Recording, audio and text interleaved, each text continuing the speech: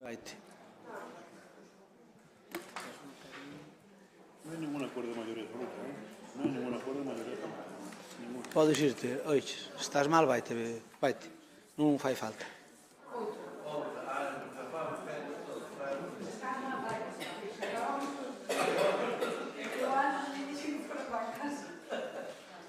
Chegou a casa.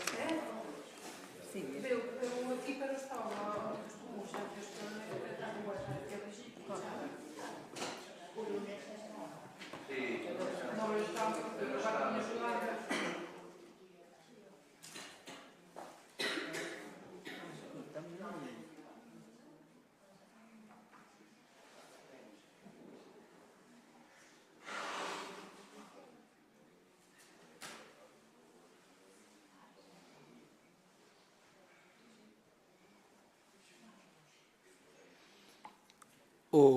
Vamos entón co orden do día.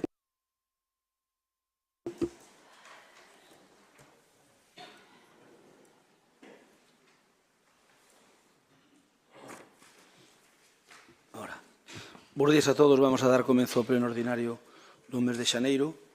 O punto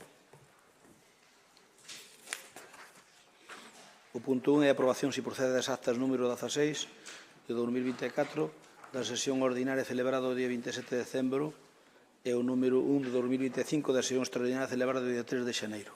Algúnha intervención na mesma? Non hai intervencións, entón votámolo.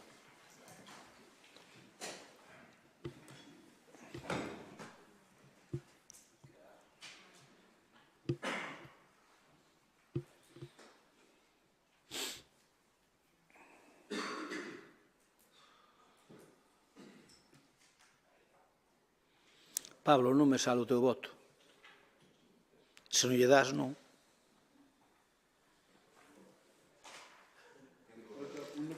Falta emitir, Rafa. É acta. Acta. Nada. Votos emitidos 19. A favor do 19 apróbase por unanimidade.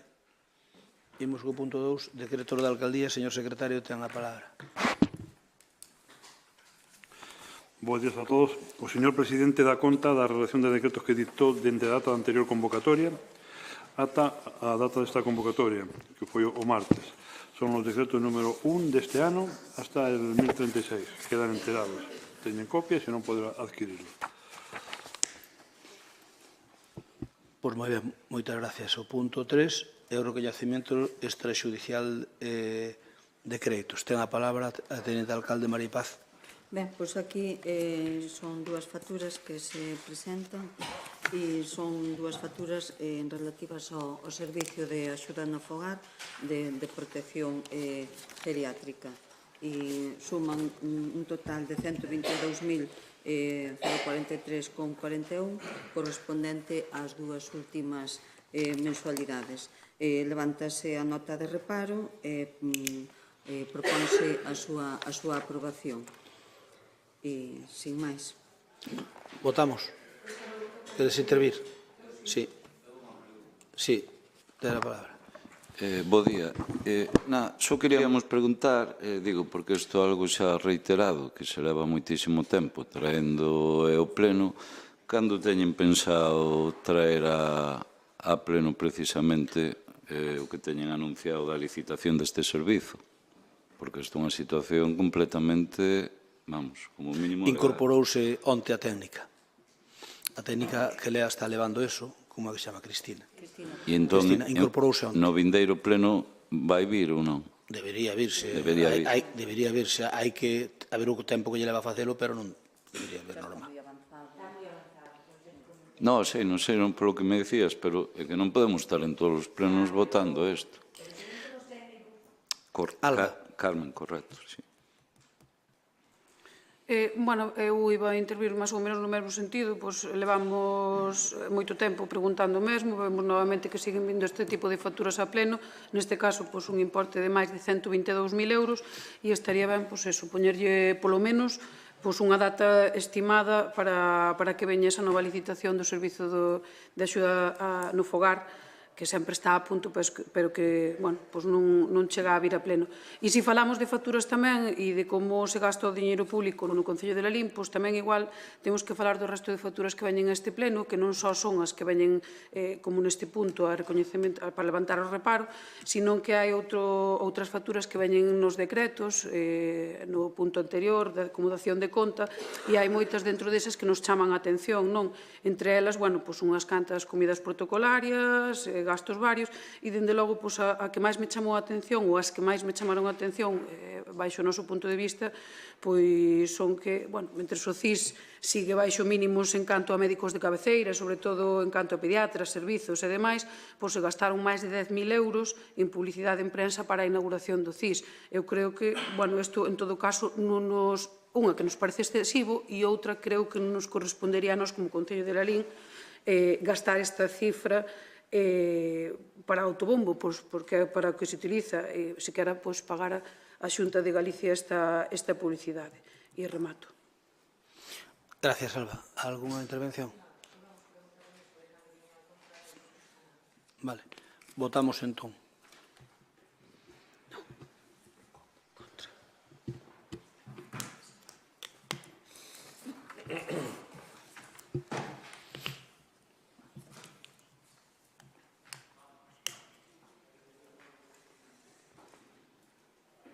Votos emitidos 19, a favor 11 e en contra 2 do PSOE e abstención 6 do BNG e máis de Compromiso.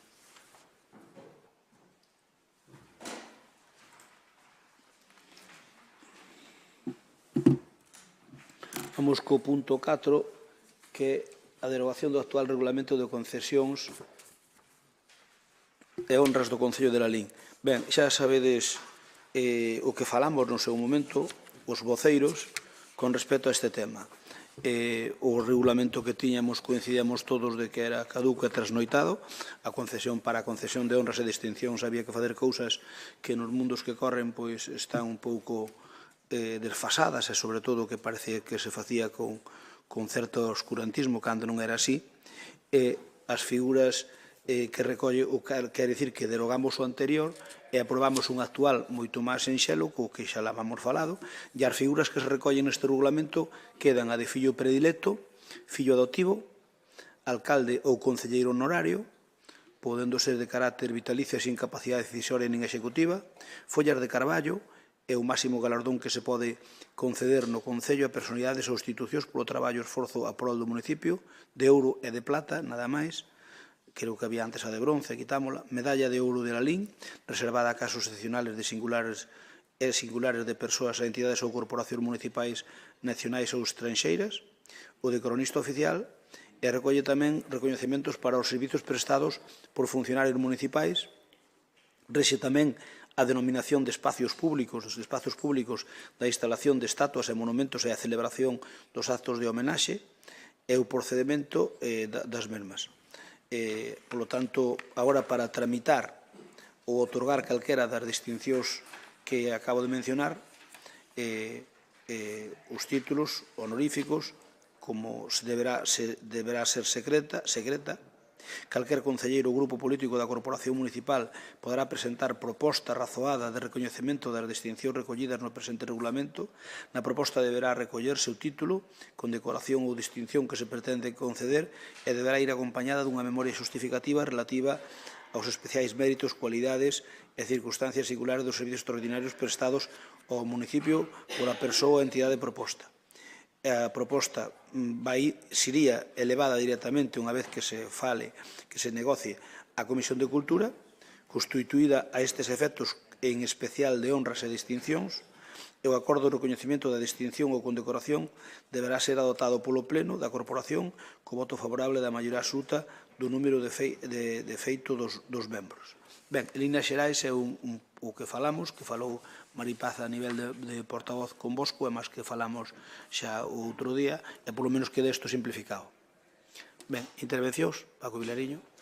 Sí, moi breve, non? En todo caso, sin que serva de precedente, pois nada, agradecerlle que se tramitara, porque isto foi unha proposta nosa no anterior pleno, E creemos que precisamente aprobar isto pois é un exercicio de transparencia, non? Quero dicir, porque, bueno, o que había anteriormente pois sempre se poñían aí unhas persoas que se prestan a todo o que faga falta para xustificar o que realmente pois quere o goberno, digo neste caso vostedes, pero como se fora outro, non? Por lo tanto, creo que obviamente no pleno pois é o máximo órgano representativo da democracia deste Concello e así o entendemos, non? Que non hai que andar con medias verdades nin con tapuxos para facer este tipo de cuestións e o que obviamente, respetando as regras de xogo,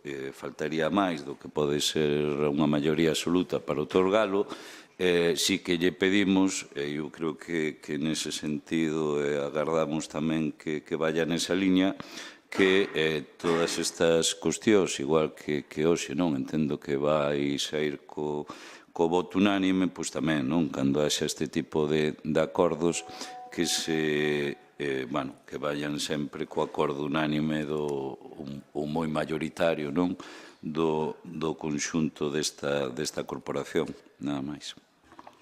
Gracias, Paco. Turno para Alba. Non. Turno a alguén de vos. Non. Entón, vamos votar. Esa en el mismo punto se... Sí, la misma propuesta se deroga esa por la iniciativa. Vale, vale.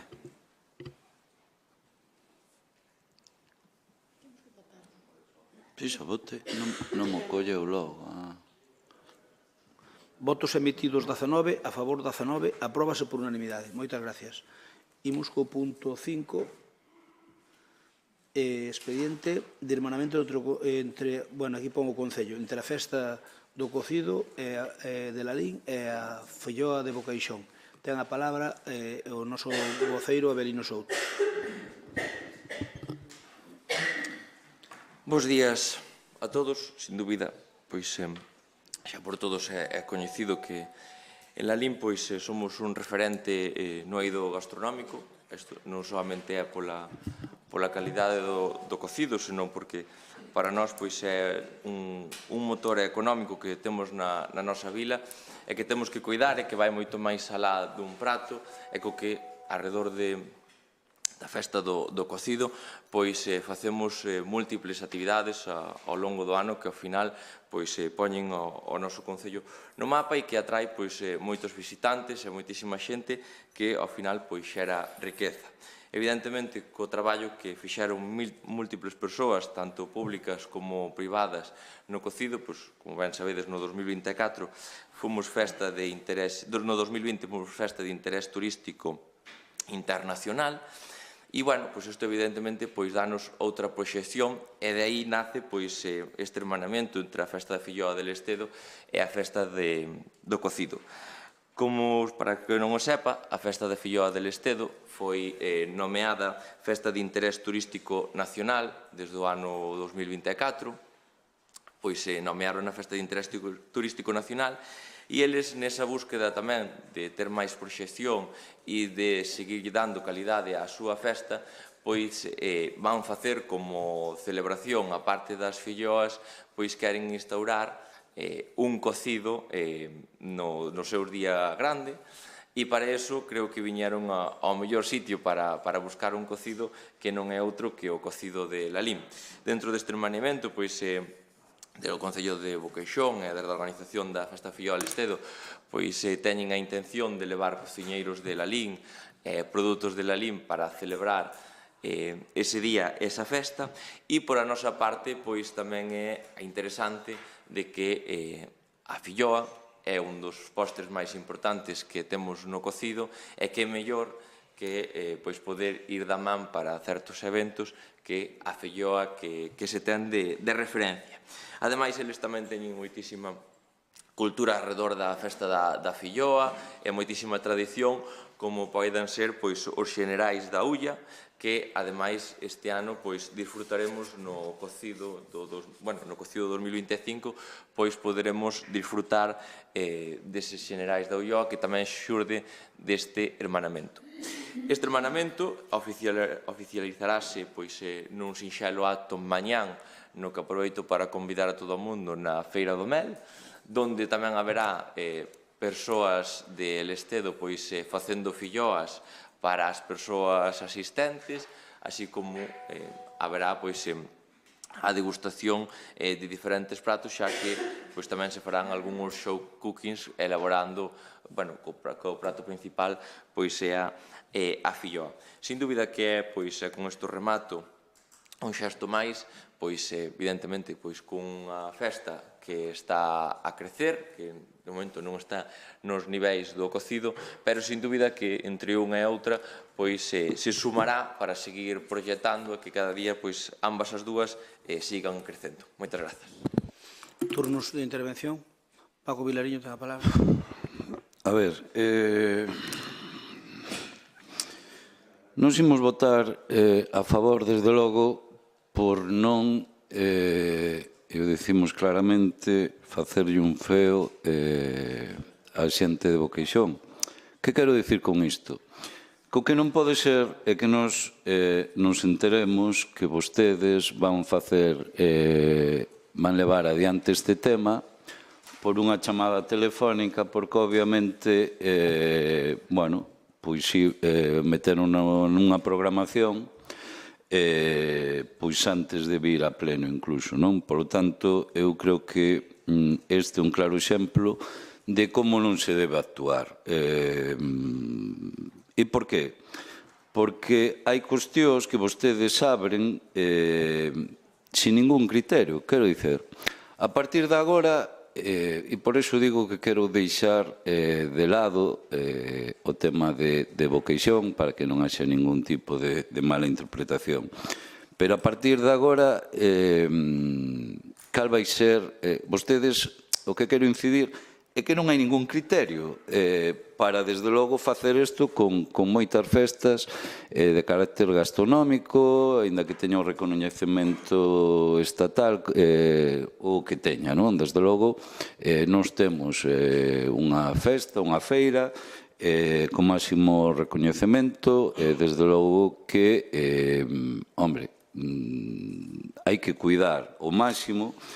E cando se abre este tipo de actuacións, eu creo que antes, estas son as típicas cuestións, porque estas marcan un precedente importante que non costaría nada, insisto, non costaría absolutamente nada, pois falalas con toda a corporación e, sobre todo, marcar uns criterios, porque, insisto, a partir de agora, e obviamente sempre se beneficia, e que se me entenda, o que ten menor categoría no que é a avaliación de dita festa, entón pode ser, sería normal, que outras festas deste tipo e outros concellos quixeran facer o mesmo.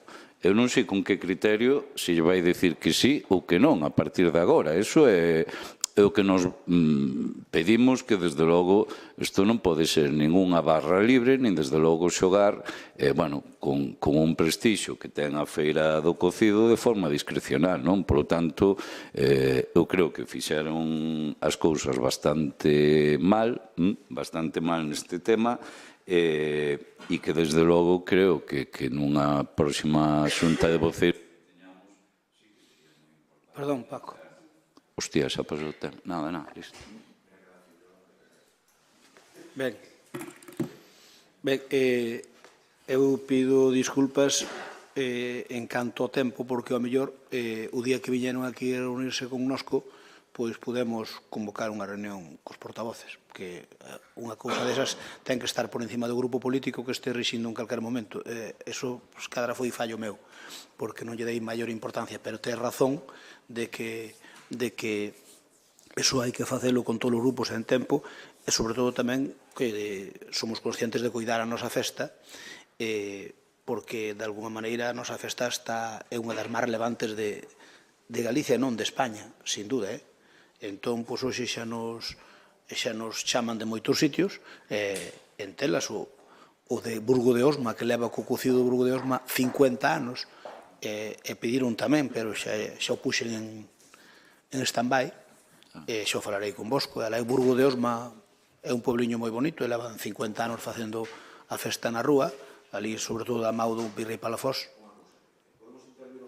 Perdona. Sí. Que si, ten razón. No, pero eu que quería pedir disculpas porque cando ocurra eso, o que vamos facer é chamar os portavoces. É que se reúnan cos portavoces, que en vez de reunirse comigo, tamén, pero poñer outra reunión con vosco. Alba. Nada, eu iba a intervir tamén un pouco nese sentido, non? Eu creo que igual que na cuestión do regulamento que acabamos de derogar o anterior e aprobar ahora para a concesión de honras e distincións, pois creo que neste tipo de cuestións que tamén deberían debaterse, falarse co resto de grupos da oposición antes de levar adiante unha proposta deste tipo, non? Eu estou segura, e xa o decía Crespo tamén, que todos estamos de acordo en que o cocido debe traspasar gobernos, debe traspasar partidos políticos tamén, e cousas como esta marcan un precedente, e a mí o que me preocupa era o que decía Paco, non? Que mañán veñan dende outro concello ou dende calquera outra administración a solicitar outro irmanamento, e creo que hai que tomar este tipo de decisións con un pouco de criterio e non decirlle a uns que sí, outros que non, ou a todos que sí ou a todos que non. Entonces, o mínimo é unha reunión con voceiros e tratar este tema e a ver cales son os criterios que se van a seguir para aceptar estes irmanamentos ou non. E remato. Moitas gracias. Turno para ti, Rafa.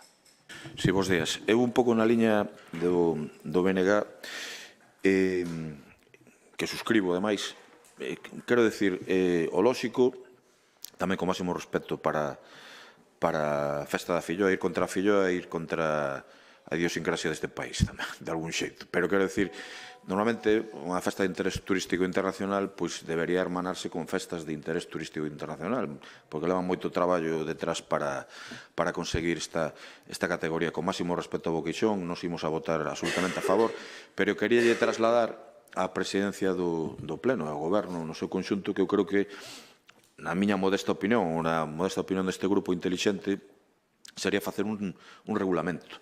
Un regulamento para que este tipo de concesións, igual que acabamos de aprobar o de honras e distincións, para tamén saber cales serían os criterios para poder facer este tipo de cuestións, irmanamentos con outras vilas por diferentes circunstancias, irmanamentos con festas de interés turístico, irmanamentos con festas gastronómicas. Se estivese regulado en un acordo plenario entre todos, pois xa non teríamos que andarnos ao mellor sentando cada 2 por 3 que se queira ter unha iniciativa. Quedaría para posteriores corporacións e saberíamos como a que atenernos en estas circunstancias. Dito iso, por suposto, imos votar a favor, non? Ben, pois entón xa para rematar, ti quere dicir algo, Abelino?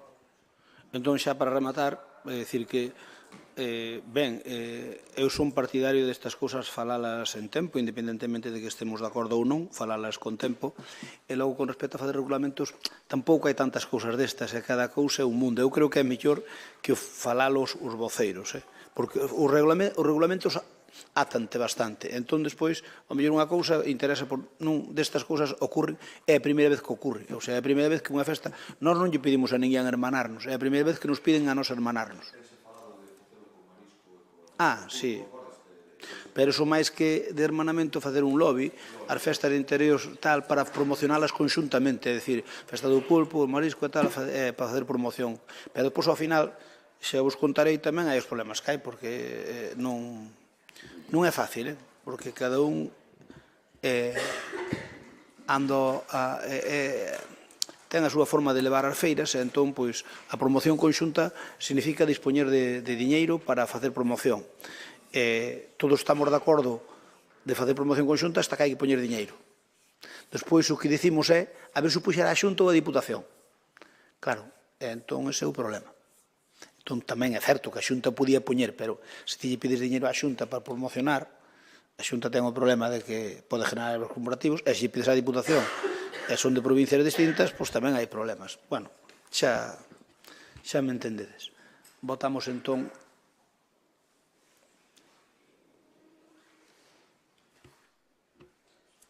César, queda claro que son as festas, non? Queda claro que son as festas do Concello, non o Concello. O ordenamento entra as festas, non o Concello. As festas non nos semanamos os concellos para estas finalidades, para as duas festas. Bueno, fai como, redata como mellor poñes. E tamén do meu, tamén. Ben, votos emitidos 19, a favor 19, apróbase por unanimidade. Moitas grazas. Imos co punto 6. Aprobación definitiva da notificación puntual da relación de postos de traballo. Ten a palabra, Teniente Alcalde.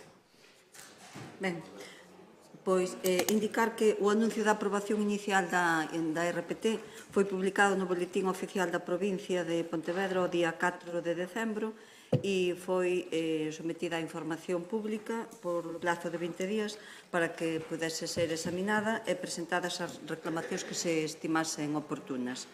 En relación ca mesma foron presentadas 5 alegacións, 4 delas foron presentadas por traballadores e traballadoras deste Concello e unha foi presentada polo sindicato USO.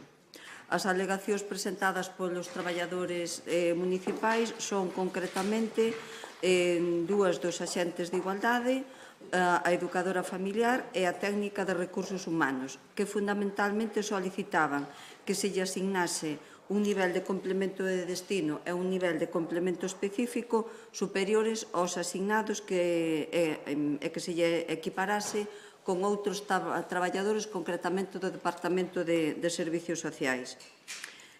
Cumpre sinalar ao respecto que no que ao complemento de destino se refire, según consta no Real Decreto 861/1986 de 25 de decembro, indica que dentro dos límites máximo e mínimo sinalado, o Pleno da Corporación asignará nivel a cada posto de traballo atendendo a criterios de especialización, responsabilidade, competencia e mando, así como a complexidade territorial e funcional dos servicios en que estea situado o posto.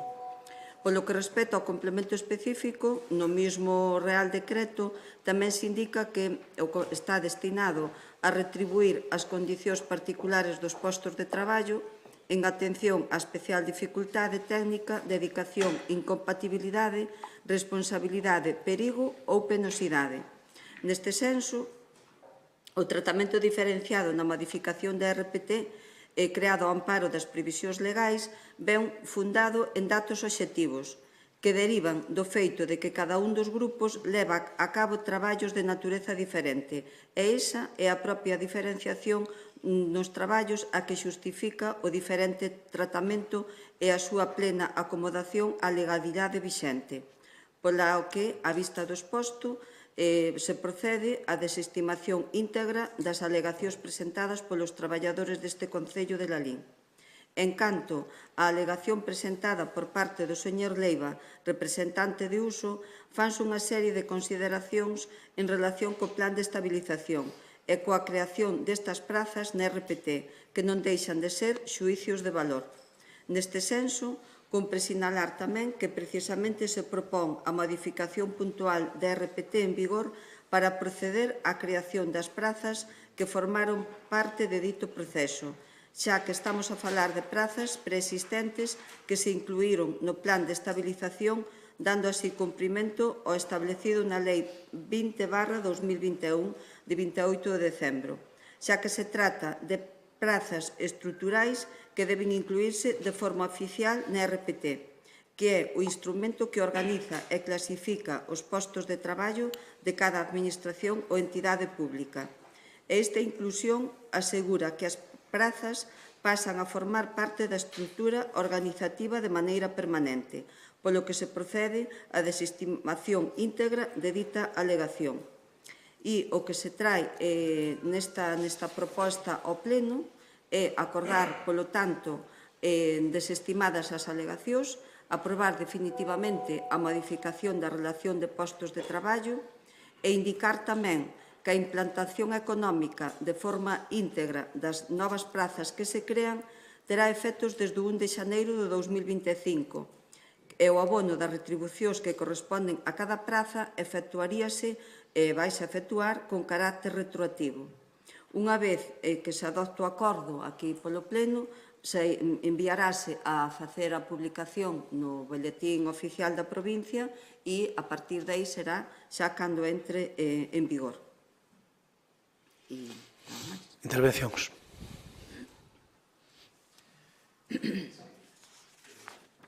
Non teño micro.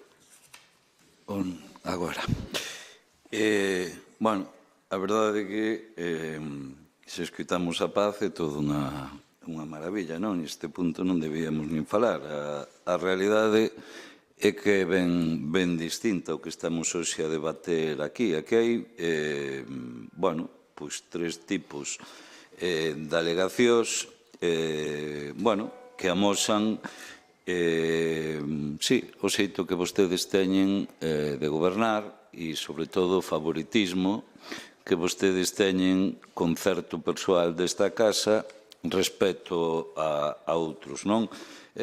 Faime gracia, non? Porque, bueno, criticaron moito o decreto ómnibus do PSOE en Madrid e isto, se non é outro decreto ómnibus, que mo explique, non? Meten todo nun mesmo queixón desastre para alargalo canto antes e, desde logo, cunhas justificacións dunha empresa e do responsable de persoal que xa, bueno, para o BNG son uns informes de moi dubidosa rigorosidade e que, en todo caso, nese, bueno, os tres tipos de alegacións, pois hai a primeiro, non? Que é, obviamente, onde se reclama que para mesmos postos, mesmas categorías, obviamente, existan os mesmos salarios, algo bastante razoable, salvo polo que vostede explicou, que hai uns criterios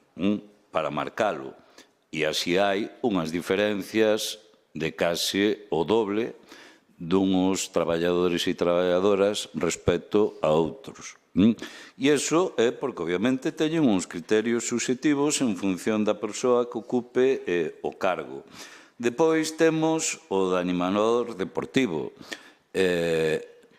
Temos dous casos que son espectaculares, que non xa lle adiantamos, que os imos registrar no notario con nomes e apelidos a quen lle van corresponder. E cando saian, abriremos a acta notarial. Xefe de... O que é? Pon xefe, debía poñer xefa de contratación e que é animador deportivo. Bueno, pois é evidente que no tema do animador deportivo que habería que facer unha praza para que todo o mundo pudera concorrer nas mesmas condicións e non, desde logo, a dedo, como se está facendo aquí. Vostedes desestiman, desde logo, esa condición. E no de xefa de servizo de contratación, pois, home, a ver, eu creo que xa hai xente aquí que non ten límites, Se lle suben a certas traballadoras 10.000 euros hai 2 anos os seus salarios sen ningún tipo de justificación, dunha forma discrecional vergoñenta, e aínda agora non se está contento con iso e entón o que se vai é crear a praza de xefa de servizo de contratación, obviamente, bueno, para unha persoa que é máis que evidente e seguro que non nos equivocamos, non? Obviamente, o propio secretario, non? Bueno, di no seu informe, e moi acertadamente, que debería ir a unha convocatoria libre, non? Que é evidente que sería imprevisible saber quen collería esa plaza, non? E non, desde logo, a unha de réximen interno que vai totalmente dirixida, non? Polo tanto, pois, obviamente, atendendo a esos criterios, pois é un procedimento dubidoso respecto á legalidade. Considérase, ni máis ni menos, que pretende un nomeamento dunha xefatura de servicios sen un proceso concorrente, sen concurso de méritos ou libre designación. Un procedimento que que é dubidoso atendendo os criterios de legalidade. E da súa cobertura resulta cuestionable e dubidoso se atendemos a criterios de legalidade. E nas conclusións, vemos na terceira, onde se pon o apartado de cambio de denominación e definición de funcións da praza de técnico da Administración Xeral e xefa, aquí sí que xa vai mellor dirixido, de servizo resulta dubidoso e cuestionable, como se dixo no informe anterior. Vostedes van a aprobar isto, desde logo, ni máis ni menos, con estos...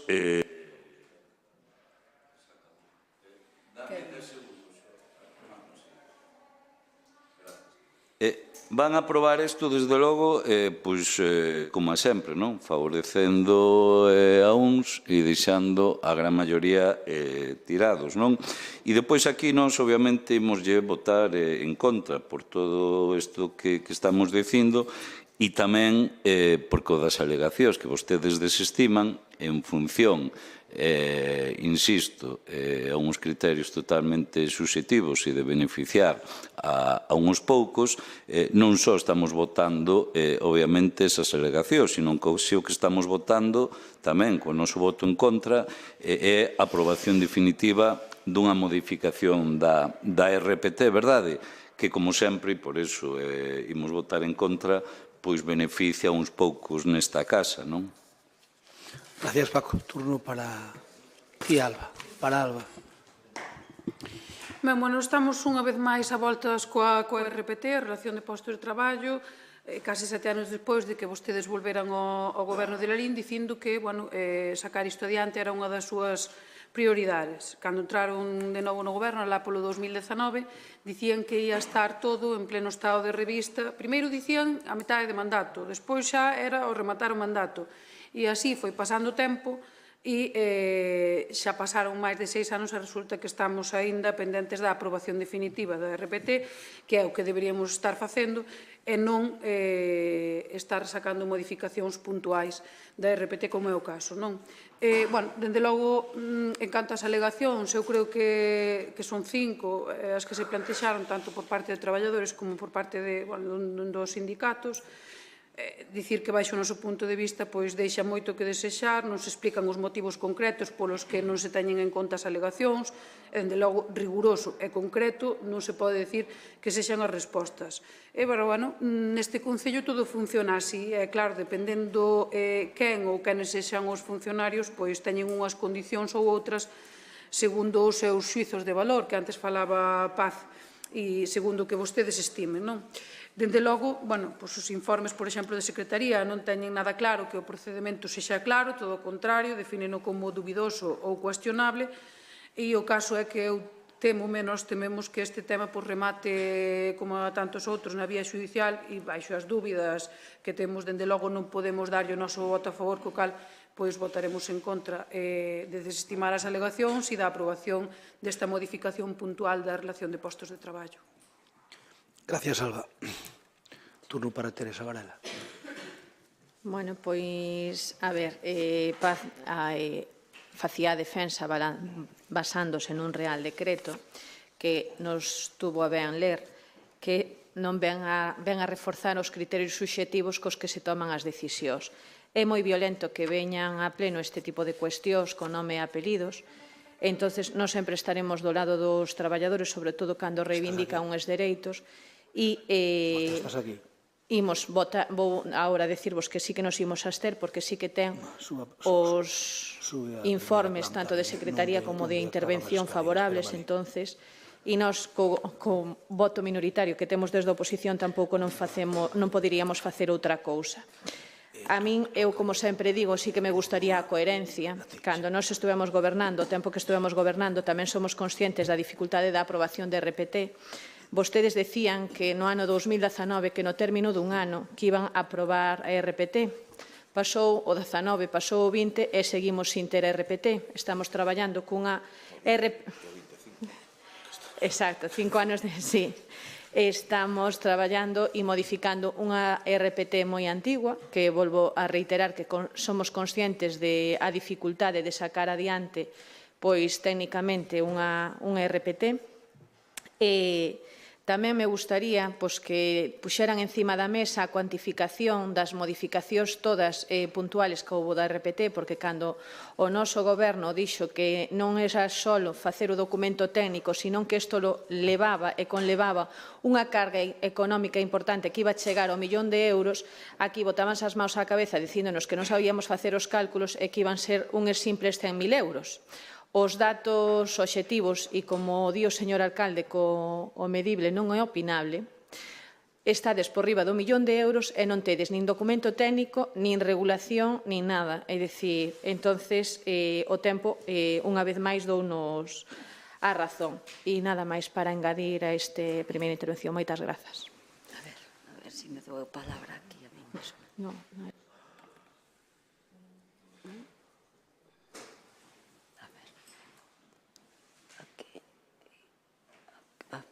Debe de ir, non? Claro, ahora tengo que hablar yo e debía de ser aquí, pero me sale aquí. Sí, a ver, sí. Que lío. A ver, porque escoito-me aquí. No, pero será mellor. Estou aquí. Sí, vale. Venga. Bueno, pues a ver, por orden. En primeiro lugar, o que quixera decir é que aquí estamos falando de postos, estamos falando de plazas, non estamos mencionando a persoas. Mencionei os postos das persoas que presentaron as alegacións. Por ende, é evidente, aquí todos nos conocemos e é facilísimo, simple identificar. Pero, bueno, me gustaría que falásemos de postos, non de persoas. Despois, por outro lado, tamén sería convinte diferenciar estas alegacións, evidentemente, afectan ao documento global do que é RPT, por iso está pendiente de que entre en vigor, porque as alegacións así o interfiren. Pero aquí as alegacións foron concretamente as que mencionei e expliquei. Dito isto, tamén quero indicarlle a Alba que sí que están razonadas, están documentadas e, bueno, pois están nun informe de máis de unha dúcia de páxinas as que o xefe do Departamento de Servicio de Persoal pois razona nun informe de 15 de xaneiro cada unha das motivacións das alegacións presentadas e, bueno, sí están indicadas as causas que cada un dos traballador e traballadora considera que están disconformes ca puntuación asignada, tanto en complemento de destino como específico, pero sí que están documentadas, están informadas. Entón, sí que existe un documento razonado.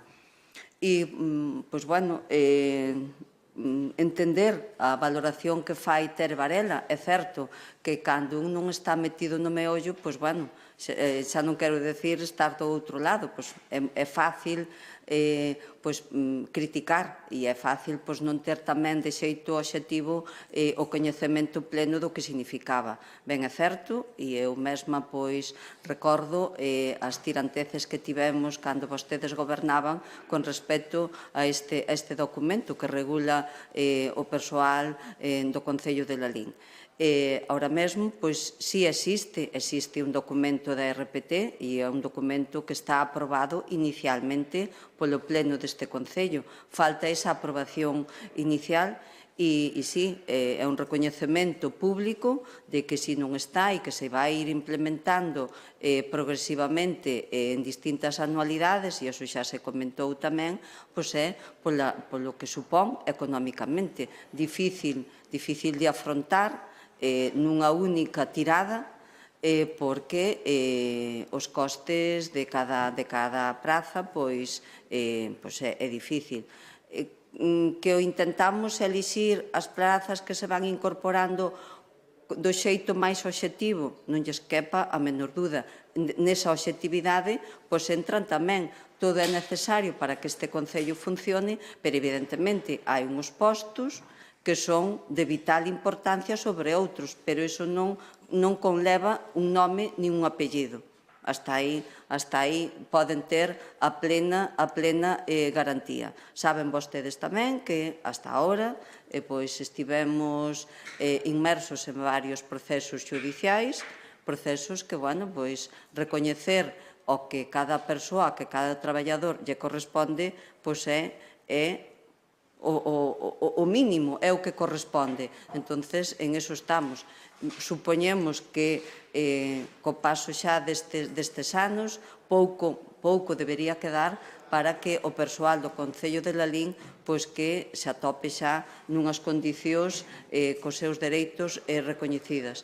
Decir tamén que fomos avanzando en determinados regulamentos como convenios, acordos que xa están en vigor e que xa se están facendo uso, regulamentos de productividade tamén, horas extras e gratificación. Entonces, vamos indo tamén según dá a máquina e, sobre todo, según o que a situación económica permite. Algún turno máis? Sí, a ver, Tere. Mira, para que matices as túas palabras, porque se poden malinterpretar no sentido que dixeches que uns postos eran máis importantes que outros, e eu creo que todos os postos son importantes, e débese decir nese sentido, entonces, eso. E outro, xa que no informe do secretario tamén nos di que detrás de moitísimas cousas da RPT enuncias aí está a vontade política, o criterio da corporación. Xa que estamos con este tema de persoal, eu tamén quero deixar encima da mesa que deberíase facer unha regulación á hora tamén de determinar os cursos dos funcionarios, a quen se lle pagan, como se lle pagan, porque hai a xente que se lle denega ese pago cando solicita e hai outra xente que non é só que se lle pague, que incluso se lle pagan os desplazamentos a outros lugares. Entonces, xa que falabas de que, obxectivamente, que se iban a intentar incorporar postos a RPT de forma progresiva, plasmar dunha forma obxectiva, xa que o Real Decreto que regula tanto os complementos de destino como os complementos específicos, que vemos que tamén deixa aberta a porta a criterios moi subxectivos, aproveitar esa obxectividade e poñela encima da mesa en todo o que teva materia de persoal. Moitas grazas. Ben, a ver. Pois xa, hai que... A ver. Sí? Bueno, digo-volo así de viva voz. O que comentas, Tere, ahora mismo está recollido no convenio e no acordo. Todo traballador desta casa que presenta previamente que fai a correspondente tramitación para asistir a calquer tipo de curso, de formación relacionada co seu posto de traballo, pois estánse cubrindo os gastos e ten as dietas tamén cubertas, dietas que tamén están establecidas según o grupo e a categoría do posto.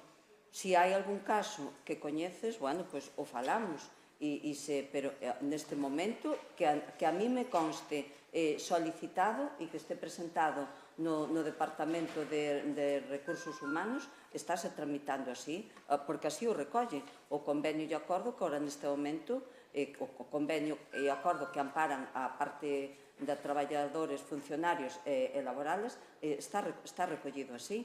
Entonces, se hai algún caso que non comentámoslo, porque non debería de estar motivado para non facelo. E, efectivamente, o que dices no propio informe do señor secretario, pois matiza que esta aprobación porque está facultado para que temos a potestade de autoorganización para facelo e que se axusta á legalidade. Por iso se propón para a súa aprobación xa que poida ser definitiva. E se non hai máis, pois pasamos á votación.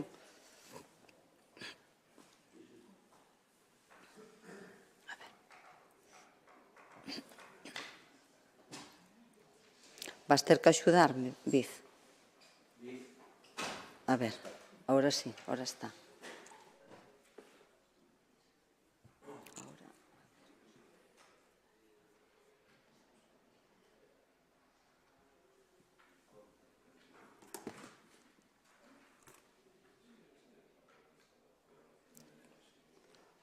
Faltades Pepe, ahora.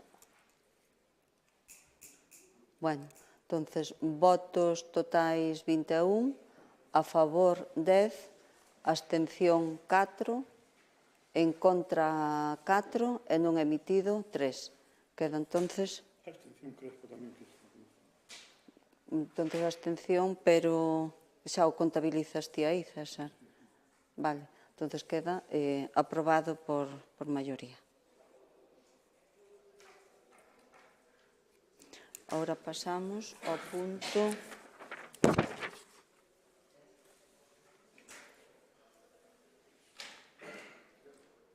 Pasamos ao punto 2 e ten a palabra Avelino.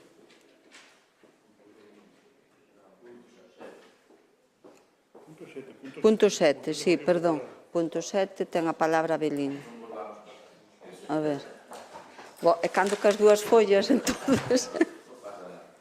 Tes a palabra, Avelino. Bos días a todos de novo. Pois hoxe traemos esta proposta. É que me fixeches aquí, Viz. Traemos, como decía, traemos esta proposta que xa é coñecida por todos e, basicamente, pois é a necesidade de dotar a nosa localidade dunha oficina propia da Axencia Estatal da Administración Tributaria.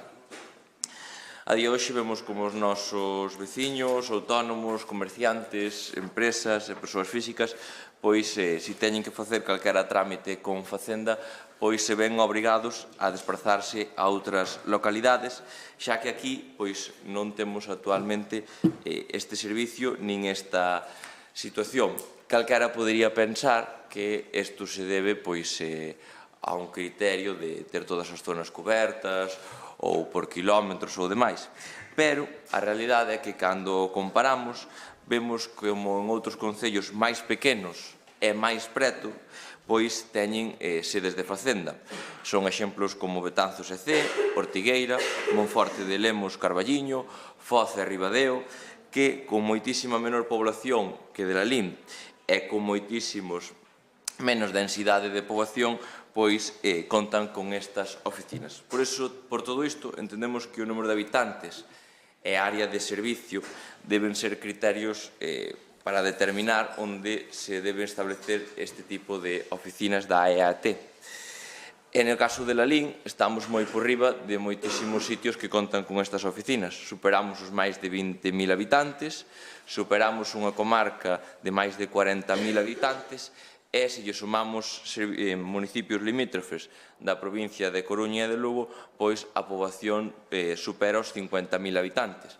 Digo isto porque xa a día de hoxe a servicios como o Lalín Arena ou moitos outros se prenden xente de Antas de Ulla, incluso xente de Monterroso, pois que ven a moitos servicios aquí a Lalín que lles quedan pois máis preto que a capital, que é Lugo.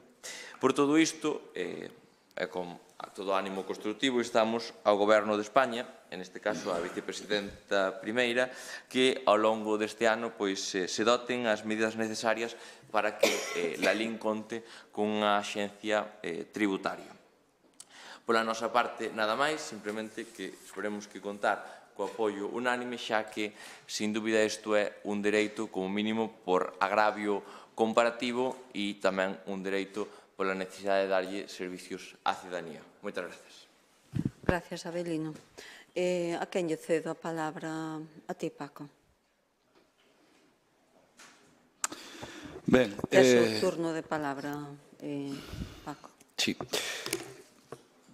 Nos imos votar a favor. Nos é unha moción que temos ao longo de, non sei, dos últimos 20 anos presentada en varias ocasións, pero cunha peculiaridade, que en función a quen gobernaba en Madrid, vostedes teñen votado a favor ou en contra desta solicitude para este concello e esta comarca.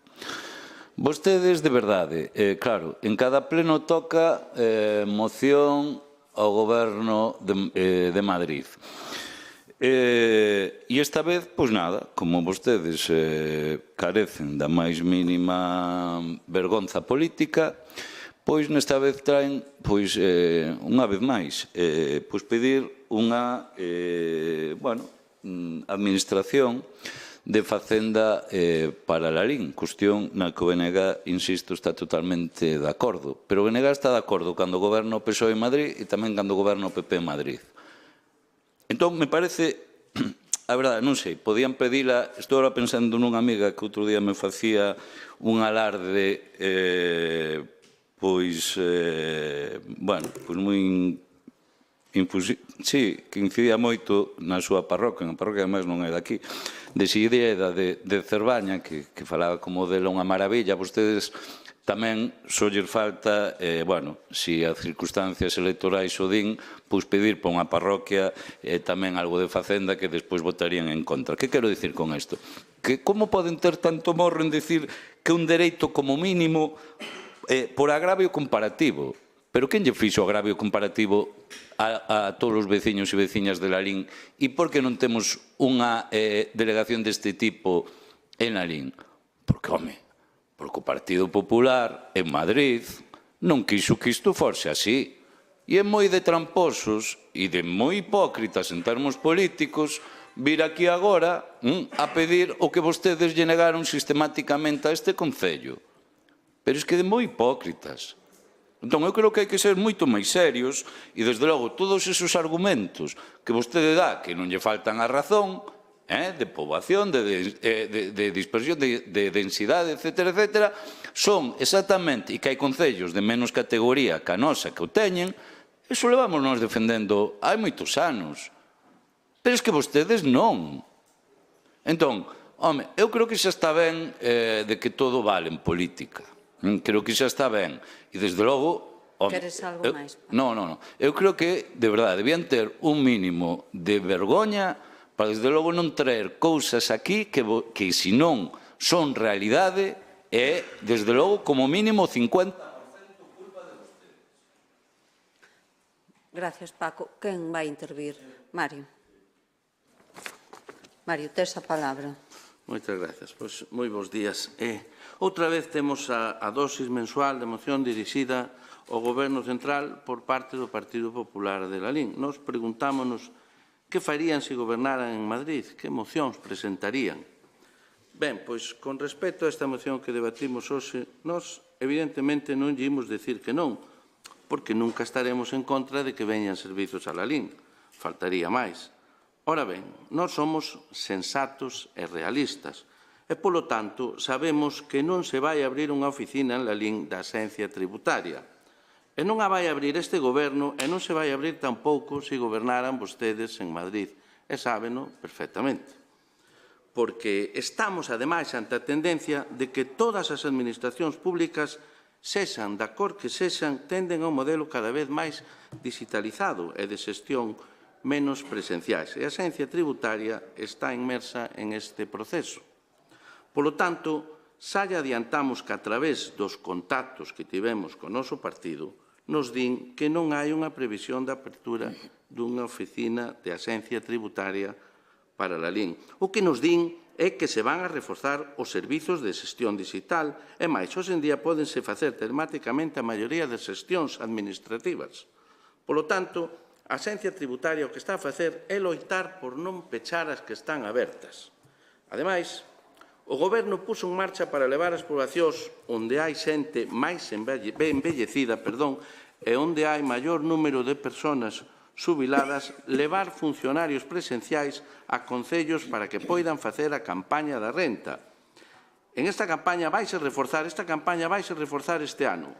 Nós imos solicitar que veñan a Lalín. Realmente, esta campaña vai dirixida a concellos máis pequenos.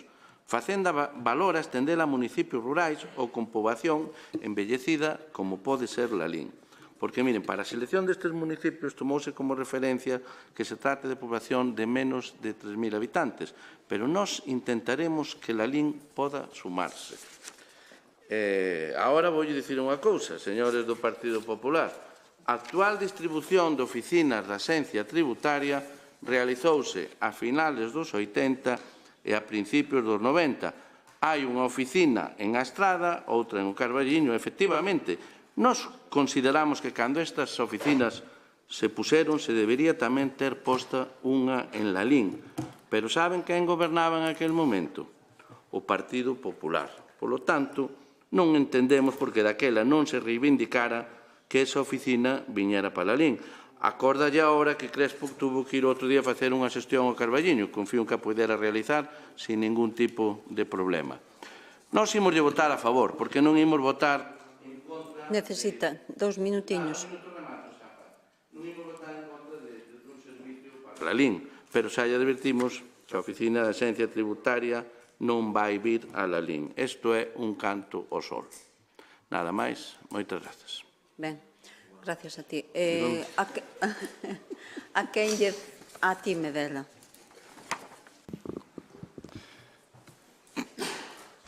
Tes a palabra, Miguel. Vale, gracias. Bos días a todos e a todas. Bueno, pois está claro que nós, todo o que sea reclamar servicios para que os nosos veciños non se teñan que desplazar fora do noso concello, neste caso que temos a Axencia Tributaria máis cerca, tanto na Estrada como en Carballiño, pois sempre estaremos a favor, non? O que pasa é que, por algunha chamada que puden facer, pois sí que o que están incluso eliminando algunha oficina das pequenas e non cobrindo plazas, non? De funcionarios. O sea que o que están a crear, pois, ca clave digital, digitalizando cada paso máis as oficinas, eliminando as oficinas pequenas, non? Pero, dende logo que nós votaremos a favor de solicitar unha oficina para Lalín, pero xa vos digo, creo que será algo difícil. E nós, tanto ten que estea o Partido Popular no Estado como o Partido Socialista, non? Así que sempre estaremos a favor de solicitar servicios para o noso concello. Nada máis. Moi ben. Turno de intervención para Abelino. Tes a palabra, Abelino. Ben, señor Vilariño, menos mal que vostede va de acordo, pero bueno, como sempre, ten que sacarlle a puntilla a todo e, bueno, é lexítimo e non vou entrar máis alá de que a realidade é que está de acordo ca nosa proposta. Despois de dicirlle a Mario que neste momento non me vou aventurar porque descoñezo en que momento abreu a oficina da Estrada e do Carballiño, pero dixo vostede que fora a finales do 80, principios do 90 e que fora culpa do Partido Popular. Eu creo que nese momento en España gobernaba o Partido Socialista, polo menos a finais dos 80, comezos do 90, gobernaba o Partido Socialista en Madrid. E logo tamén me dixo que faríamos nós se estuéramos gobernando en España. Home, como mínimo, non diríamos hoxe unha cousa pola mañán outra, como mínimo non diríamos que algo non se trocea ou que sale totalmente idéntico como é o decreto ómnibus e pasa de 80 a 29 medidas. Diríalle tamén que se Lalín, en vez de chamarse Lalín, se chamara pois Ripoll, Casteldefels ou Vic, seguro que estaba prevista unha oficina da Axencia Tributaria para Lalín. E tamén lle diría que vostede pon como exemplo o Goberno do Estado que mira polas persoas maiores e polos concellos do rural acercándolle servicios. Tanto é así que recentemente o Goberno do Estado acaba de anunciar que lle suprime en Galicia 22 paradas a concellos do rural. Entón, mire, se vostedes acercan tantos servicios que xa hasta lle quitan os autobuses en 22 concellos do rural. Dito isto, pois, como ben dixen antes, queda claro que en Lalín temos dereito a unha oficina da Axencia Tributaria porque, como vemos, non atenden nin a criterios de poboación, nin de densidade, nin de distancias, porque, como ben dicía, entre Foz e Ribadeo hai escasos 20 kilómetros. Co cal, é un dereito que temos en Lalín, é un servicio que non se está prestando, e estou seguro que, mentras goberne Pedro Sánchez, en Lalín non a teremos, pero, bueno, todo acaba pasando e toda esta tempestad algún día pois en España salirá o sol.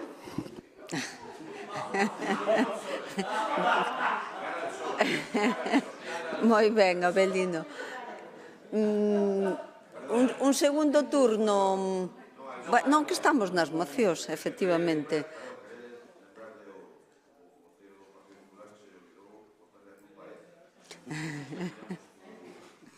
Bueno, pois con este, esperando que brille o sol, pois pasamos a votar entonces.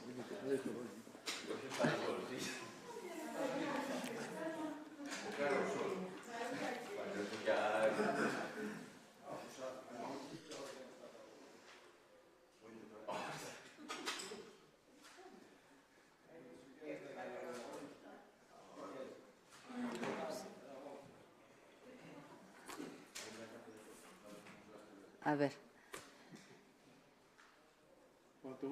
Falta, ¿no? Están todos. No. Falta, Karen está e Raquel está todo.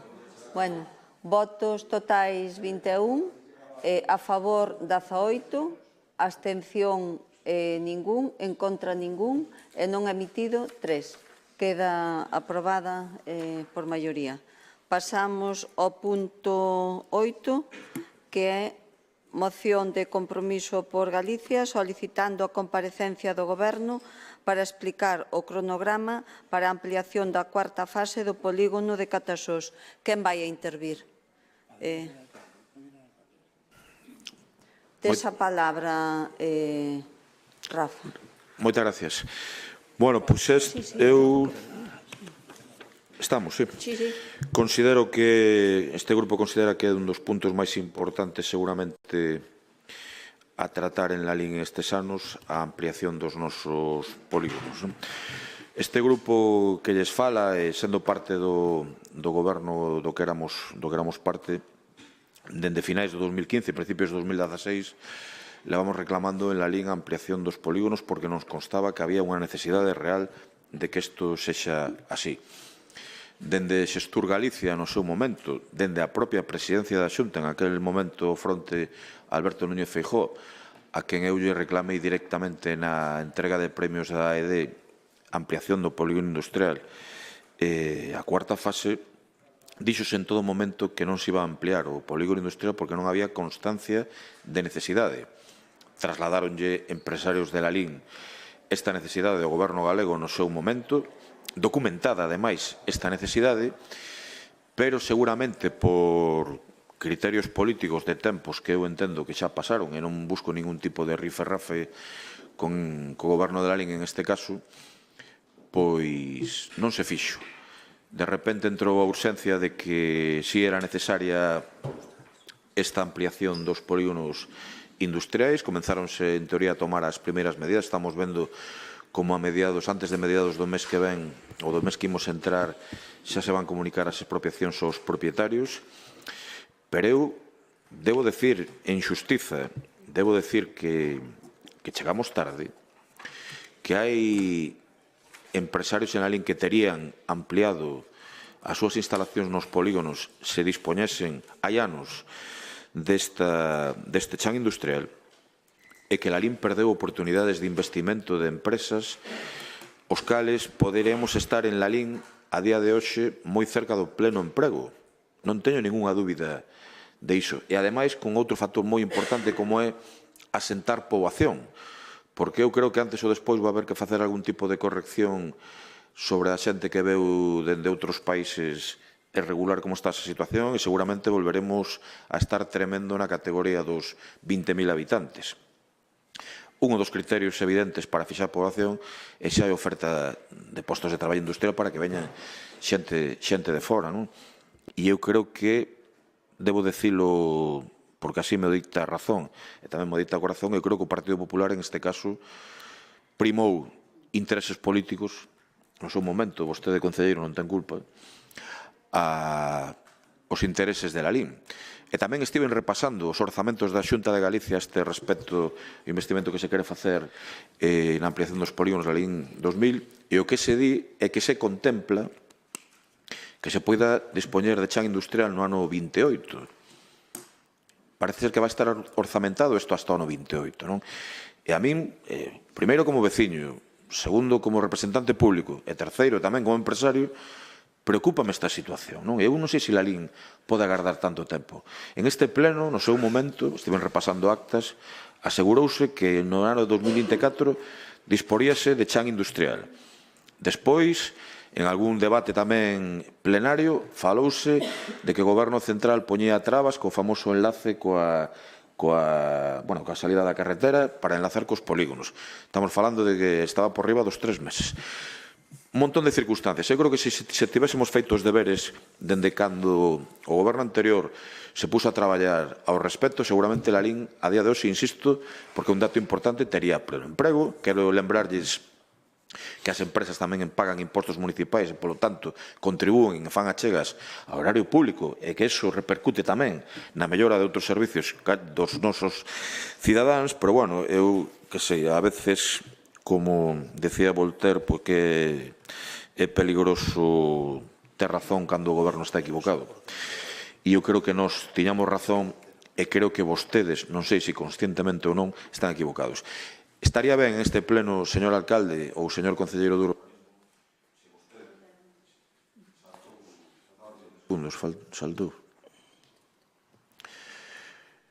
Se vostedes tivesen a ben ofrecerlles aos empresarios, ás persoas demandantes de emprego, aos veciños en xeral e á corporación que representamos a todos os veciños e veciñas unha especie de cronograma para que saibamos con unha certa exactitude cando Lalín vai poder ter chan industrial para que os empresarios invistan, para que veña a vivir máis xente e para que poida traballar máis xente en Lalín. Estaría ben. Eu, como sempre digo, o que buscamos son explicacións. Sei que unha comparecencia, houve unha certa polémica nas comisións.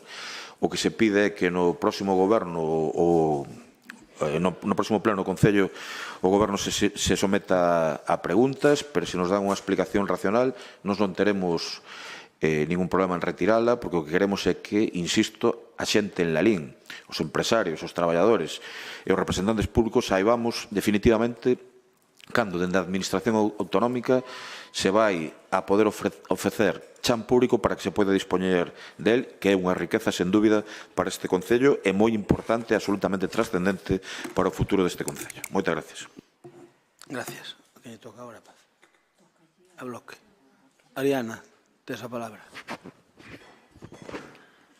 Ben, eu quero empezar a miña intervención emulando ao señor Souto, que aos dous nos gusta moito falar de vacas, e entonces vouche collelo guante e tomar de referencia as túas palabras e dicir que, bueno, o PP de Lalín foi a Santiago, comprar unha xovenca e viña de camiño e cando chegou non é que estivera coxa, é que non dera leite, é que era unha vaca vella. E iso, o nome da xovenca era Polígono Industrial Lalín 2000, ampliación da cuarta fase. En xullo de 2010 aprobouse o plan de sectorización neste pleno para a ampliación do polígono Lalín 2000. Eu a pregunta que me fago é cantas empresas se perderon dende 2010 ata o día de hoxe que estarían dándolle traballo pois aos lalinenses e ás lalinenses. Eu só lhe vou dar un dato. Mire, somos dos concellos de Galiza que estamos en reto demográfico e ese reto demográfico significa que perdemos poboación durante os últimos anos e iso solucionase aportando servizos e aportando, pois neste caso, empregos, postos de traballo. Recordo notas de prensa. A señora Ángeles Vázquez viña a Lalín en decembro de 2020 para dicir que nos orzamentos do 2021 se poñerían a disposición 1,5 millón de euros para o polígono e a súa ampliación. É evidente que non chegaron. Dicía ela que el año que viene será clave para el proyecto, palabras textuais, e engadía que nun ano, falando en 2020, se levaría a cabo a licitación. E nós, sen chan industrial, no 2025. Dicía a prensa do 2021 que estaban a acelerarse os trámites, e nós, sen chan industrial, en 2025. No ano 2022 dicía o señor Alberto Núñez Feijóo que as obras comezarían ese ano, dicía no 2022. É evidente que mentía e falaronlle dun investimento de 2,4 millóns de euros para ese ano nos orzamentos que non se executaron, non chegaron. Era unha trola e Lalín sen chan industrial no 2025. No ano 2023 xa non se falaba deses millóns, baixaronlle un pouquiño, non había pa tanto, falábase de 1,3 millóns e non chegaron a Lalín. Volveu dona Ángeles Vázquez e fixo o inicio da obra para o primeiro semestre do 2024. Concretaba incluso que sería antes do mes de xullo dese ano, do pasado ano. E nós en Lalín no 2025 sen chan industrial. Fai máis de 20 anos que se firmou o convenio co Instituto Galego de Vivenda e Solo. Pouco máis pode dicir, eu creo, sobre este tema. E agora a Xunta prevé licitar a mediados de 2025 a ampliación. A min permítanme que sexa escéptica, pero ou lle creo moi ben as mentiras a eles ou minten moi ben os eles. Grazas, Ariana. Turno para Alba Forno. Bueno, nós compartimos a preocupación por falta de solo industrial en Lalín. Neste sentido, coincidimos totalmente co análise que fai Compromiso. Ademais, é un problema que ven dende moi atrás. Xa saben que eu tiro moito de hemeroteca, xa se fixe un bo repaso, pero, bueno, Román Rodríguez anunciou xa a cuarta fase para o ano 2009. E chegará, non teño dúbida de que chegará ese solo industrial, pero, bueno, vai estar a disposición das empresas con 20 anos de retraso, que se di pronto.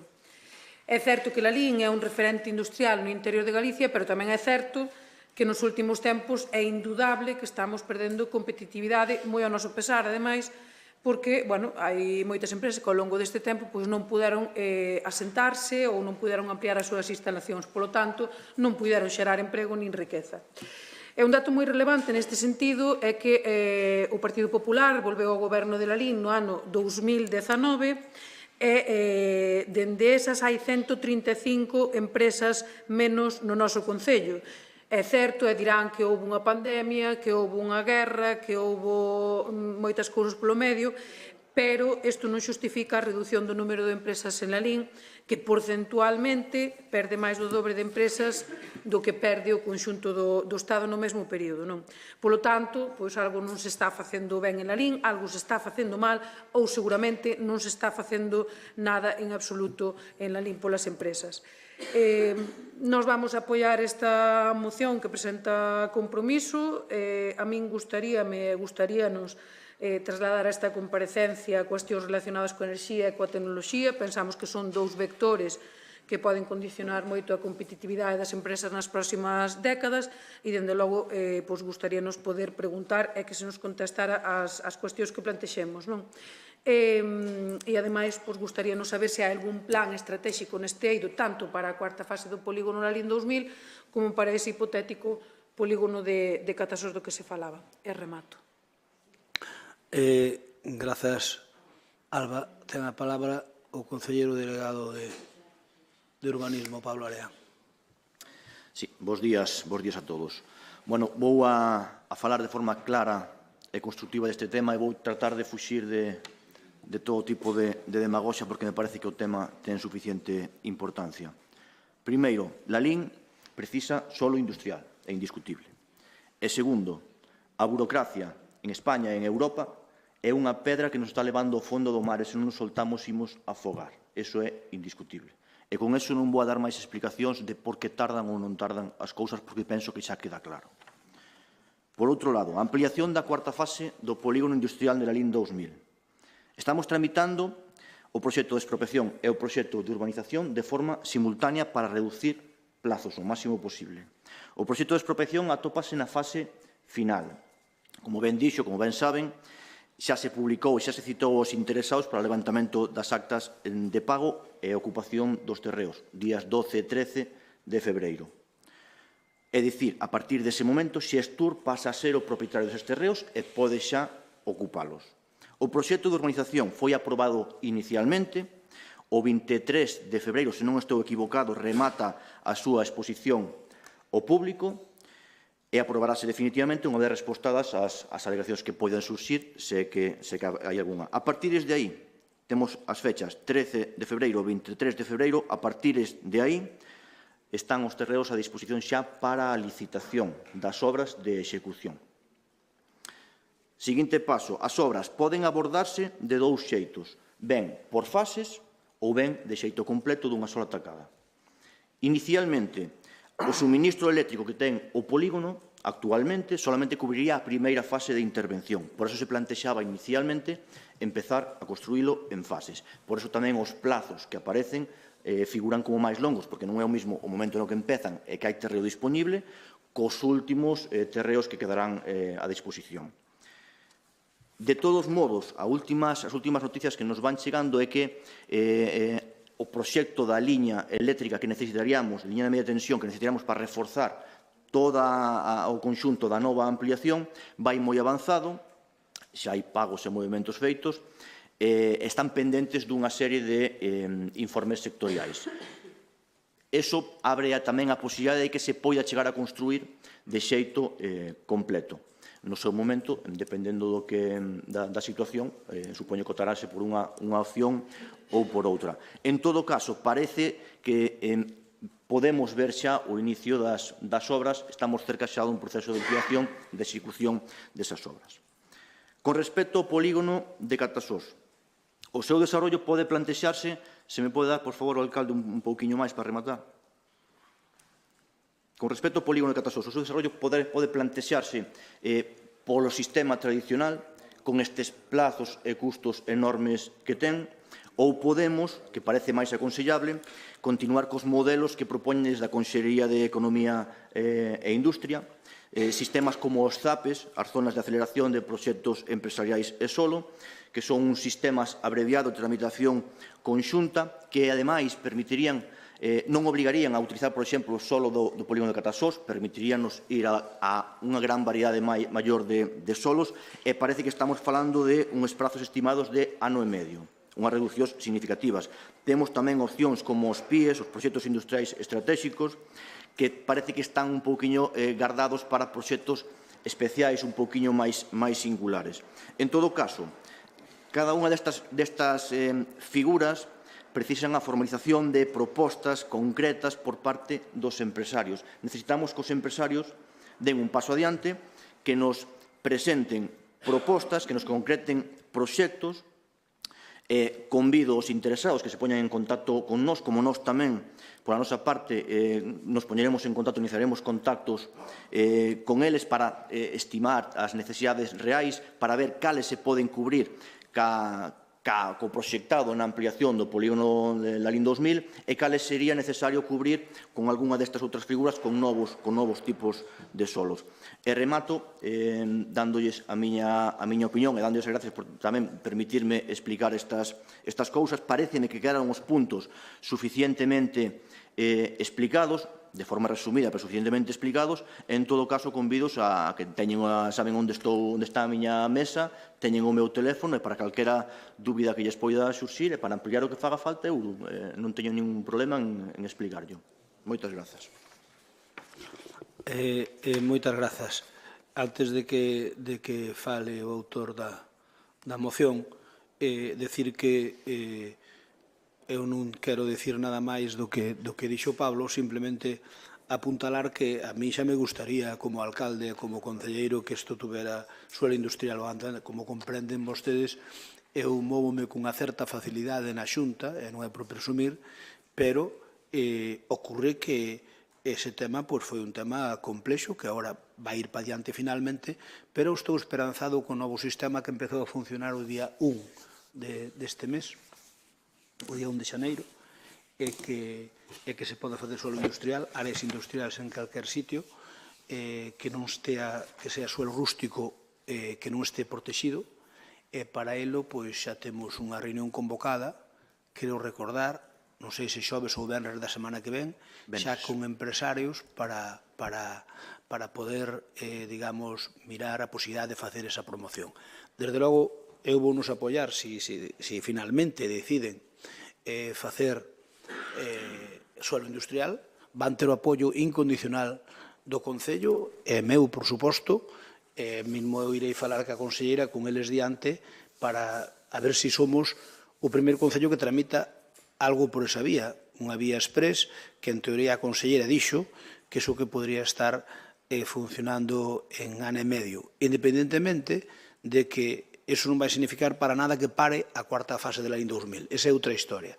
Iso vai levar o seu curso normal, que leva todo o que fai Xestur, bastante lento, por certo, ou moi lento, por certo, ou lentísimo, ou aínda máis, nun topo calificativo para poñerlle un término superlativo de lentitude. Obviamente, iso é malo para o país.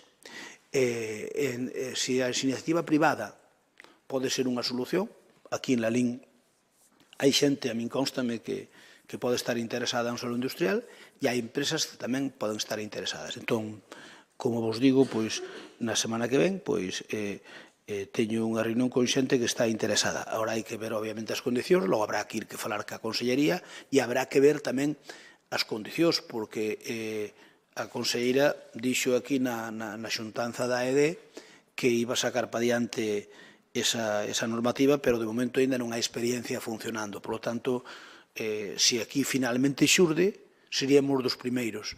Así que o que vai primeiro pois dá dúas veces, pero tamén ten outros problemas. Así que a ver que o que fan, se hai esa predisposición, que creo que sí, porque inicialmente íbamos a facer unha cousa con 3, 4 empresarios e agora xa estamos en casi 10. Por lo tanto, a ver como pode seguir a cousa. Pero isto sería, Rafa, ao marxen de Lalín 2000. Lalín 2000 leva os plazos que leva. A mí o que se me dixo por parte da Conselleira é que agora que se fai a expropiación e logo que se inicia, nós agora aprobamos definitivamente o proxecto de urbanización, mandámoslle para a aprobación do proxecto de urbanización e eles van licitar. En teoría, no ano deste ano, deberían estar ali as máquinas traballando e farían a primeira fase da cuarta fase. Ben, e aclarado iso, agora te la palabra. Como? Sí, claro, pero a primeira fase da cuarta fase. O sea, a cuarta fase non a van facer toda. Van facer a primeira fase da cuarta fase. Sabe que estiven en varias reunións a ese respecto. Eu querolles decir que os xa famosos zapes, que eu creo que é unha solución moi acaída e que está moi ben, o día que eu presentou a conselleira na reunión da EDE, eu xa lle digo que esa mesma tarde houve reunións entre empresarios interesados en esta cuestión. Di que a semana que ven se reúnen con 10, que poden ser 15. Non, ese reúnense comigo, entre eles xa se reuniron máis veces. Non, hombre, digo eu porque o sei de primeirísima man, que se reuniron varios deles. Pero tamén lle digo que se hai 10, 15 interesados nos zapes, e 10, 15 que necesitan chan industrial, seguramente hai moito tempo, e que queren os zapes porque é unha fórmula que seguramente, según din a conselleira, e eu non teño por que non creela, aparte pareceme unha exposición bastante brillante por parte dela, debo decirlo públicamente, é que se en ano e medio dispoñemos aquí de chan industrial, eu creo que sería un alivio para moitas sociedades de Lalín e para xente que quere investir. Evidentemente ten que ir absolutamente en paralelo co proceso da cuarta fase. Non se entendería de outro xeito.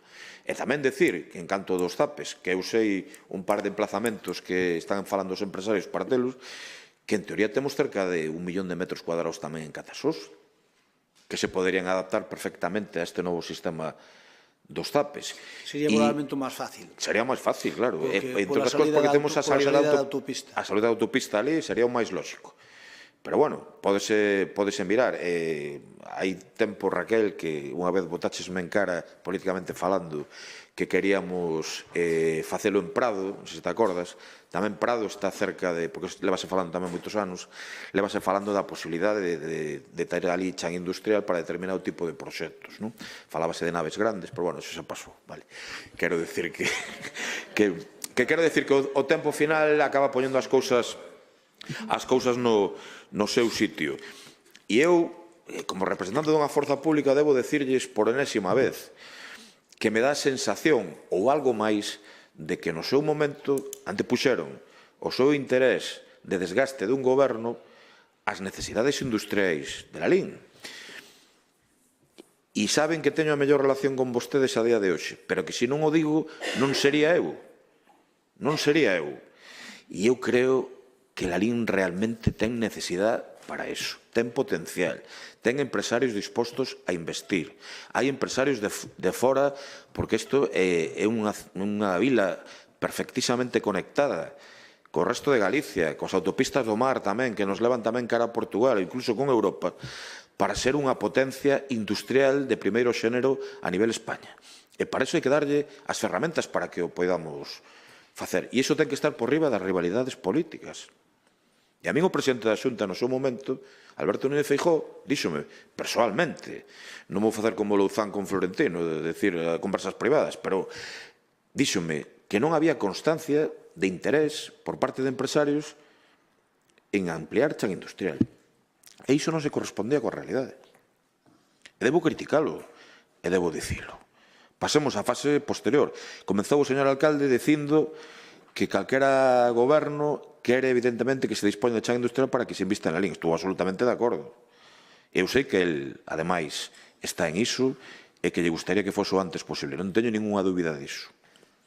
O que pasou, xa pasou, eu estou disposto a mirar cara adiante, pero é unha necesidade. Por favor, señores do Goberno, traballen na medida das súas posibilidades para que isto sexa o antes posible. Moitas gracias. Ben, votamos entón como quedades. Da explicación de Pablo, pero por respeto ao Partido Socialista, porque nós respetamos os xeitos que queren funcionar o resto de partidos da oposición.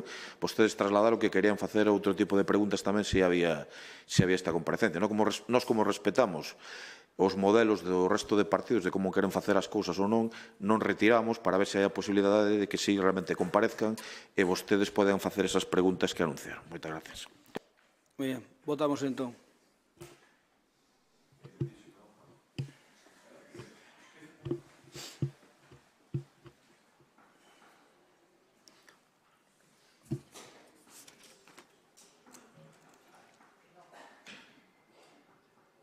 A ver se estamos atentos.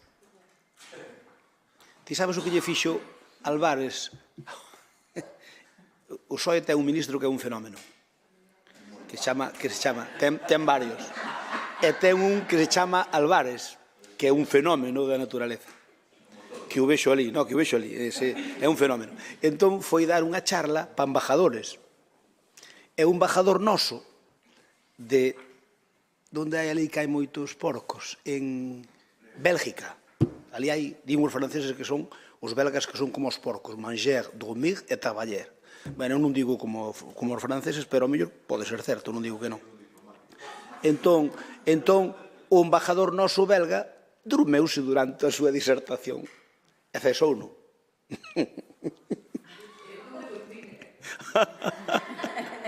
Non digo. Cesou non, Álvarez acabou, estaba un tipo, veu que estaba coteneando na súa charla, acabou a charla, chamou a atención, e a semana seguinte, cesou onte. Así que calquera se lle durme, calquera... Eu dixen que Álvarez faría, eu non, Karen, Álvarez faría, eu non. Eu porque se me durma alguén non o ceso.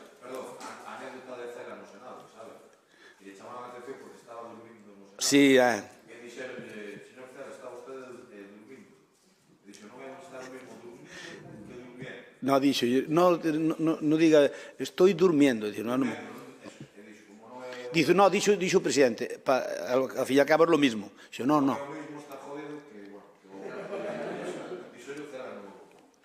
Pero algunhas cousas que lle poñen a Cela no Senado son falsas,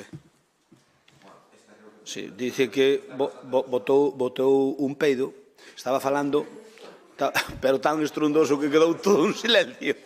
E iso é mentira, iso reconoceu, el dixo nas súas memorias que iso era mentira.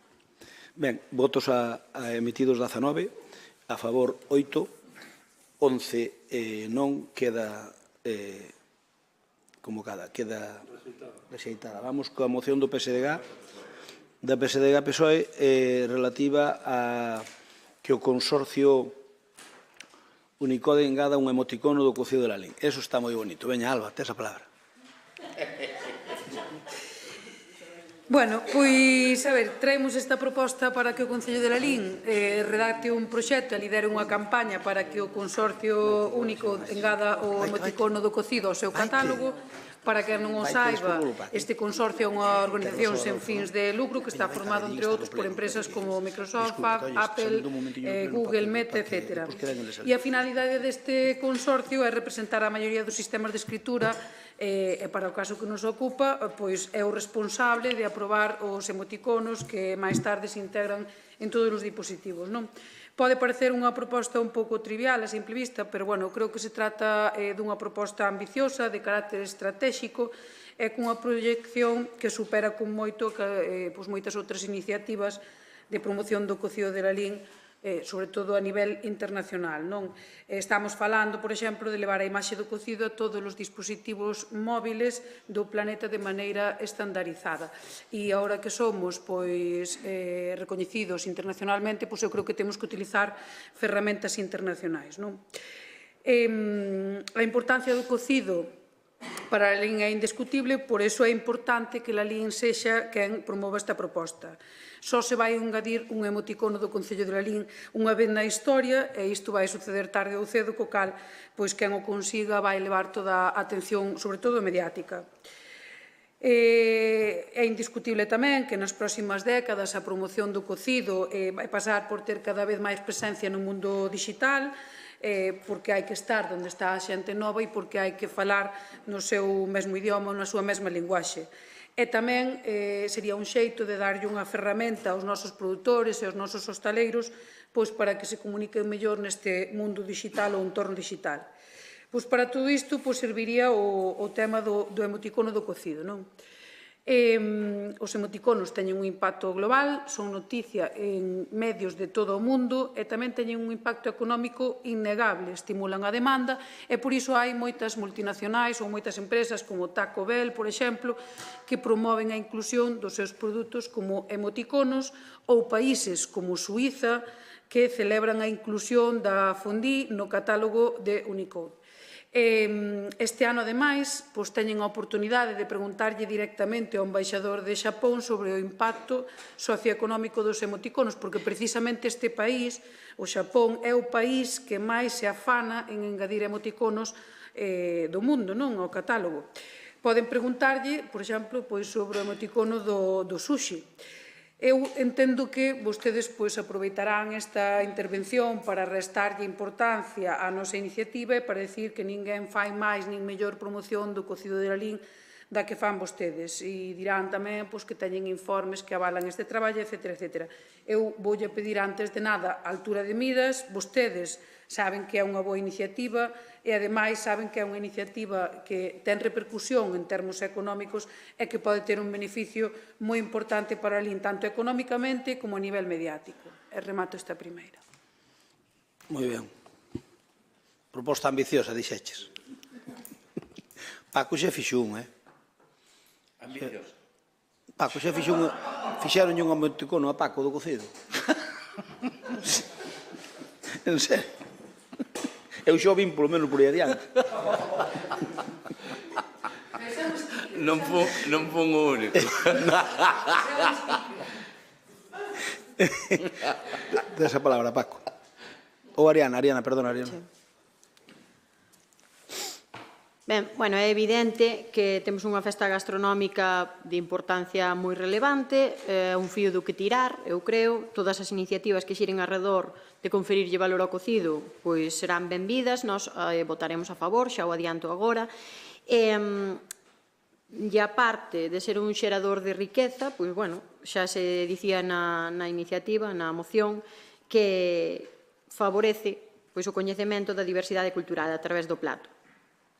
No goberno do cuatripartito, porque eu creo que non debemos esquecernos de darlle valor ao resto de cousas que rodean a este plato e ao resto de cousas que temos neste concello.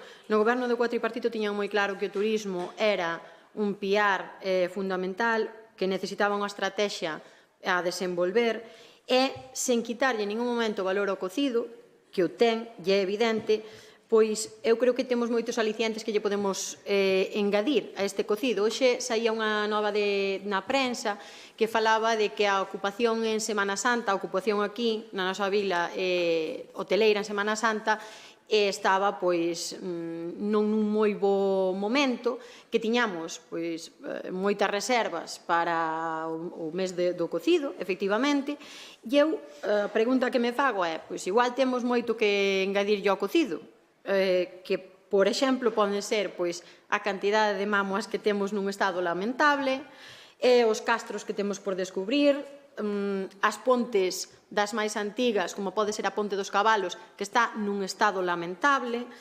a Igrexa de Santa Baia, de Palio, que ten un valor moi importante, temos música tradicional e tradición a que apenas se lle dá valor, e para que incluso se sacou unha das citas importantes o pasado ano, paraxes naturais de excepción, o Candán enteiro, as liñeiras, que vos afanastes a desbrozarlle o musgo das cunetas, na Devesa, árboles senlleiras que conocen os veciños e pouco máis, os sobreirais do Arnego, Rede Natura, a Fraga de Catasós, que quixastes arrasar cunha liña de alta tensión, o Pozo do Boi, Albarizas Antigas. Bueno, temos moito a maiores que engadirlle ao cocido e, igual, se fixéramos unha proposta de turismo ambiciosa, podíase vir comer un cocido, xuntarse arredor dun plato e non darche tempo en Lalín a ver todas as cousas que temos que enseñar.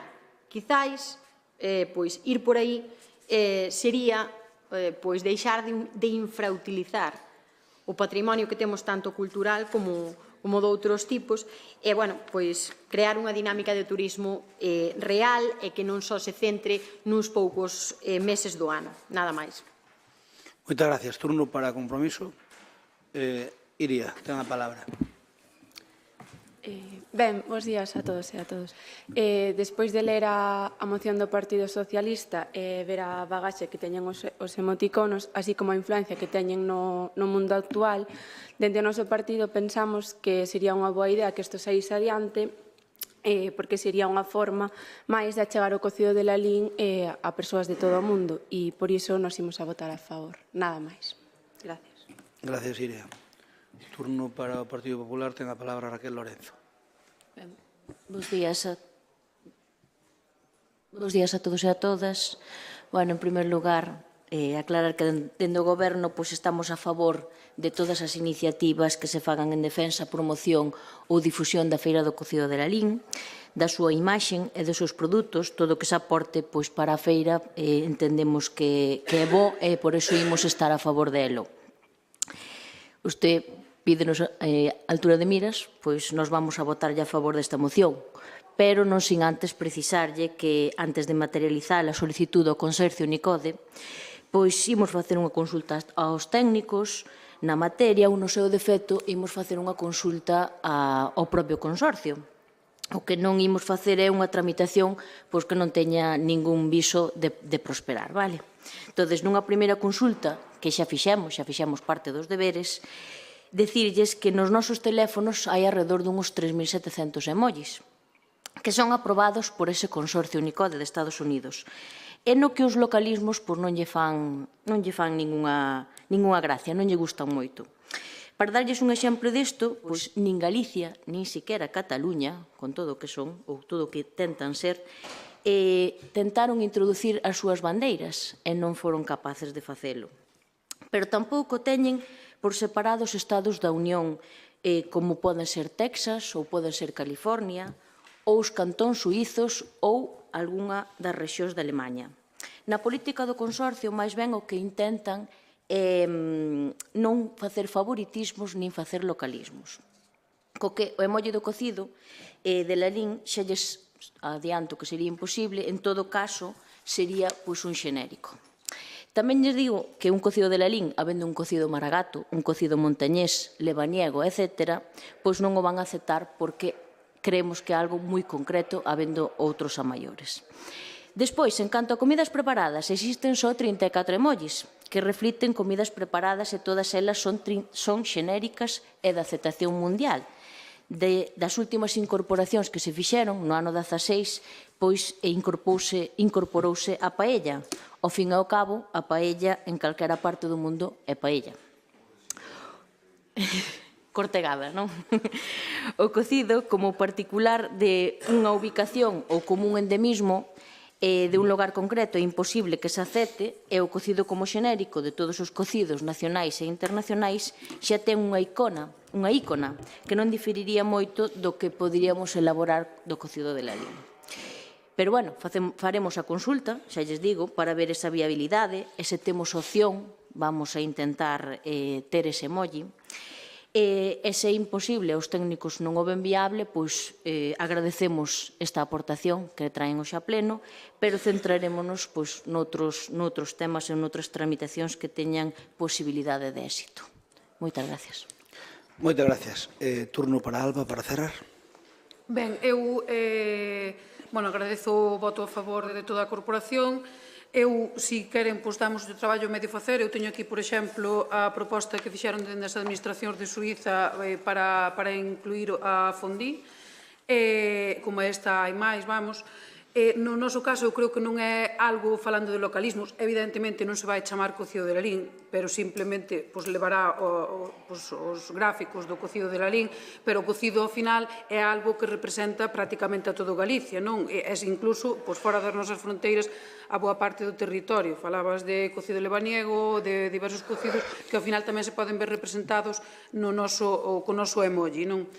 E tamén é verdad que todos eses cocidos que mencionaches non son unha festa de interese turístico internacional como somos nós, co cal eu creo que aí xogamos noutra liga. E logo falando de bandeiras, ao meu podo entender que non se inclúan as bandeiras locales, porque ao final incluiríanse de todo o mundo. Isto non estamos falando de algo a nivel España ou a nivel Comunidade Galega, estamos falando a nivel mundial. Claro, ter no catálogo todas as bandeiras de todas as localidades do mundo, canto menos ao mellor é excesivo. Pero isto, eu creo que a vía é totalmente distinta, vai por unha vía gastronómica, por unha vía cultural tamén, se me permiten. E, bueno, fai pouco que falabas, incluíuse a paella, o cocido eu creo que é tan relevante a nivel español como a paella, porque todo o mundo se pode identificar cun cocido. E depois hai localidades, temos aquí a Betanzos, por exemplo, que fai pouco que solicitou a inclusión da tortilla. Entón, eu creo que por intentalo non vamos a perder nada, é cuestión de elaborar un informe, unha proposta, xa digo, seriamente, e, home, se hai a posibilidade, vamos a tirar por ela. Se non hai, xa nos dirán que non. E remato. Moitas gracias. Moitas gracias, Alba. Onde é que está isto dos emojis? Onde está radicado? En California, non?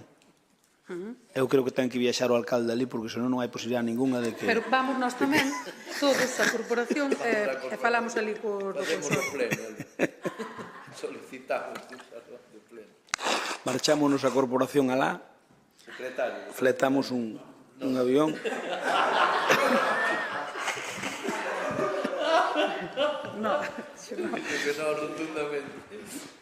Ben, bromas á parte. Canto máis se poida favorecer o que é o planeta cocido, pois bendito sea. Nós vamos a intentalo, vamos a fazer a consulta iso que dixo a concelleira, e a continuación, se hai un máis atisbo de posibilidade, pois intentaremos ter un emoji do cocido, faltaría máis, é unha cousa máis que colabora. De todas maneiras, dixo Alba na súa intervención cando empezou que isto era unha proposta ambiciosa. Bueno, ambiciosa sería, por exemplo, que fixeron a xestión no seu partido para que as festas de interés turístico internacional, que de momento somos dúas, en España, cocido e o pulpo, 3, e a lamprea, somos 3, internacionales, en toda España, que nos dera algún ministerio, só nos dá a Xunta. Nas festas de interés turístico autonómico dá algo a Xunta, nas festas de interés turístico nacional dá solo a Xunta, e na festa de interés turístico internacional solo dá a Xunta. Entón, eu entendo que o Ministerio, a Secretaría Xeral de Turismo, que move un transatlántico, porque eu vin ali in Fitur, o que move a Secretaría Xeral de Turismo do Estado, tampouco pasaría nada que habilitara o chocolate do Loro, un par de millóns de euros para toda España, non sería tanto. E aí que pudera entrar a Rapa das Vestas, que pudera entrar a Feira do Cocido, que pudera entrar a Feira do Pulpo. Entón, a mí gustaríame, de feito, vou no propoñer, xa lle lo digo, vou propoñer, que as festas de interés turístico internacional, para eso nos dan a calificación, que non la dou foi o Ministerio, que poidamos optar a que saquen algunha liña de subvencións. Eu non digo que nos den nada a la LIN, que saquen algunha liña de subvencións en concurrencia competitiva para poder pedir algo, porque eu creo que o Ministerio, neste caso o Turismo de España, pois non debería dar algo, unha vez que nos declara internacionales, debía nos dar unha pequena axuda. E non é tanto, porque asegurolle que ahora mesmo con 2-3 millóns de euros arréglase. 2 ou 3 millóns de euros para a Secretaría Xeral de Turismo é o que vale a mitad dun stand dos que pon ali o día de Fitur. Entón, pois, eso sí que sería unha proposta ambiciosa, que nos deran aí, ainda que non fora máis, tanto como a Xunta de Galicia. A Xunta de Galicia danos 40.000 euros, que nos dera outros 40.000 euros. Xa facíamos polvo cas orellas. E os emojis, se podemos poñer, hasta lle poñemos un emoji despois tamén á Feira do Cocido, pagado con cartos que nos dé do Ministerio. Non sei se esa tramitación se costa cartos, eu que non estou informado deso. Bueno, pero habrá que diseñar o icono, habrá que contratarlo a alguén experto, porque senón pode salir un churro. Ben, pois vamos a votar a favor. E ti faime esa xestión, que así o facer eu tamén, o mellor ten máis forza, porque así podo lle dicir ali, cando fale con o ministro ali de turno, podo dicir, oye, a vosa persoa responsable do SOE en Lalín tamén está de acordo. Ben, votamos.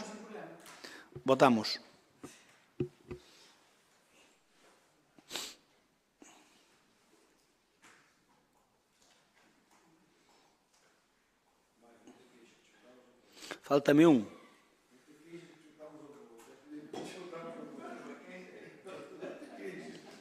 Quen falta? Va.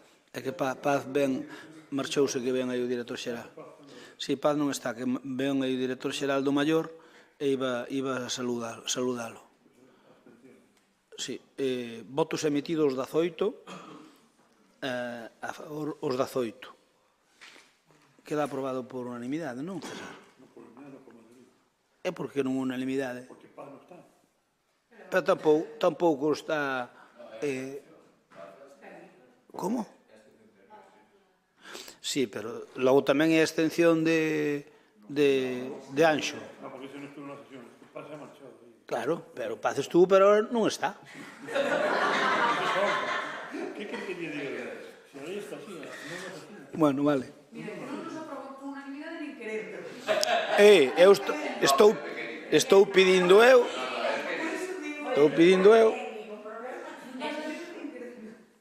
moción do BNG sobre o funcionamento da oficina do SEP en Lalín.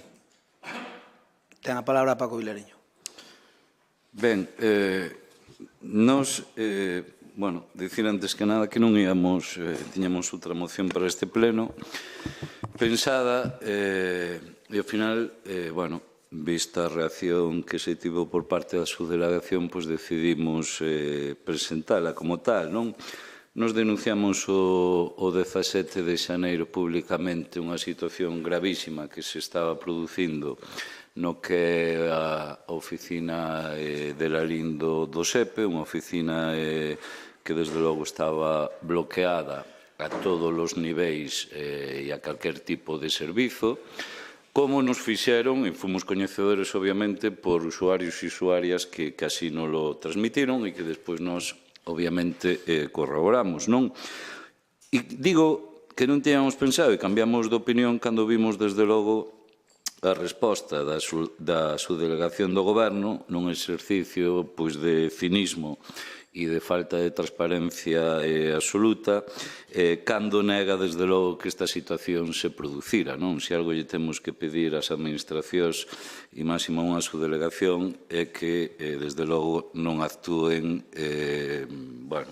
mentindo e que, en todo caso, informen da realidade. E cando hai un problema como pudo ser este, pois que, en todo caso, se solucione e punto, non? Que era o que nos solicitamos. Ben, o caso, para nós, ten moitísima importancia, porque, desde logo, estamos falando dun servizo fundamental. Cando alguén obviamente, está asignado ao paro, perde o seu posto de traballo e ten, porque a propia administración lle exixe así 15 días para tramitalo, e resulta que veciños e veciñas de Lalín, nesa casuística, ao dirixirse á oficina daqui, viron como lle era imposible, nin telematicamente, nin presencialmente, facelo, non? Estaban absolutamente todas as citas bloqueadas e a única solución que se lle ofreceu foi, como lle estaban dicindo na oficina de Lalín, ir á oficina da Cañiza. Bueno, desde logo un auténtico despropósito que alguén ainda por riba nunha situación que cando perdes un posto de traballo, pois ainda te fagan ir a 45 minutos de Lalín, non?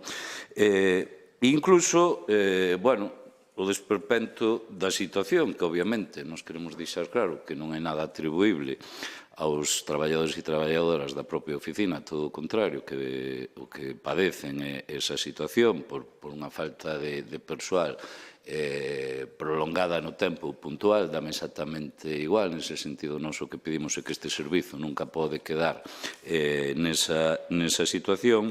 Incluso, cando se lle pedía nesos días cita, incluso para febreiro ou marzo, para asesoramento do que pode ser a xestión do paro, pois imaginado, a hora de poder cobralo xunto para querer montar un negocio, etcétera, etcétera, pois nin se lle ofrecía a 2 meses vista a cita, porque desde logo as tiñan bloqueadas, non? Claro, o problema, bueno, pois, por iso a xente ten desafección coa política, non? Bueno, nós, cando saiu recollido nos medios de comunicación, e digo pola negativa da subdelegación, pois, incluso o propio Faro de Vigo sacou na información pois cal era a situación a ese día xusto das oficinas se unha persoa de Lalín quería xestionar pois obviamente calquer cuestión relativa coa oficina do SEPE. E isto non o digo negar, é a propio cuadro de como estaba e mandaban para o 17 de xaneiro, que era a primeira, a Vilagarcía, ao 21 de xaneiro a Pontevedra, o 23 de xaneiro a Tui ou o 24 a Cañiza. Isto, bueno, pois é innegable, supoño que o xefe de gabinete da subdelegación, o que aproveito para mandarlle saúdos pola alta estima que lle teño, pois, en todo caso, gustaríame que a hora de facer notas deste tipo sobre algo que é tan grave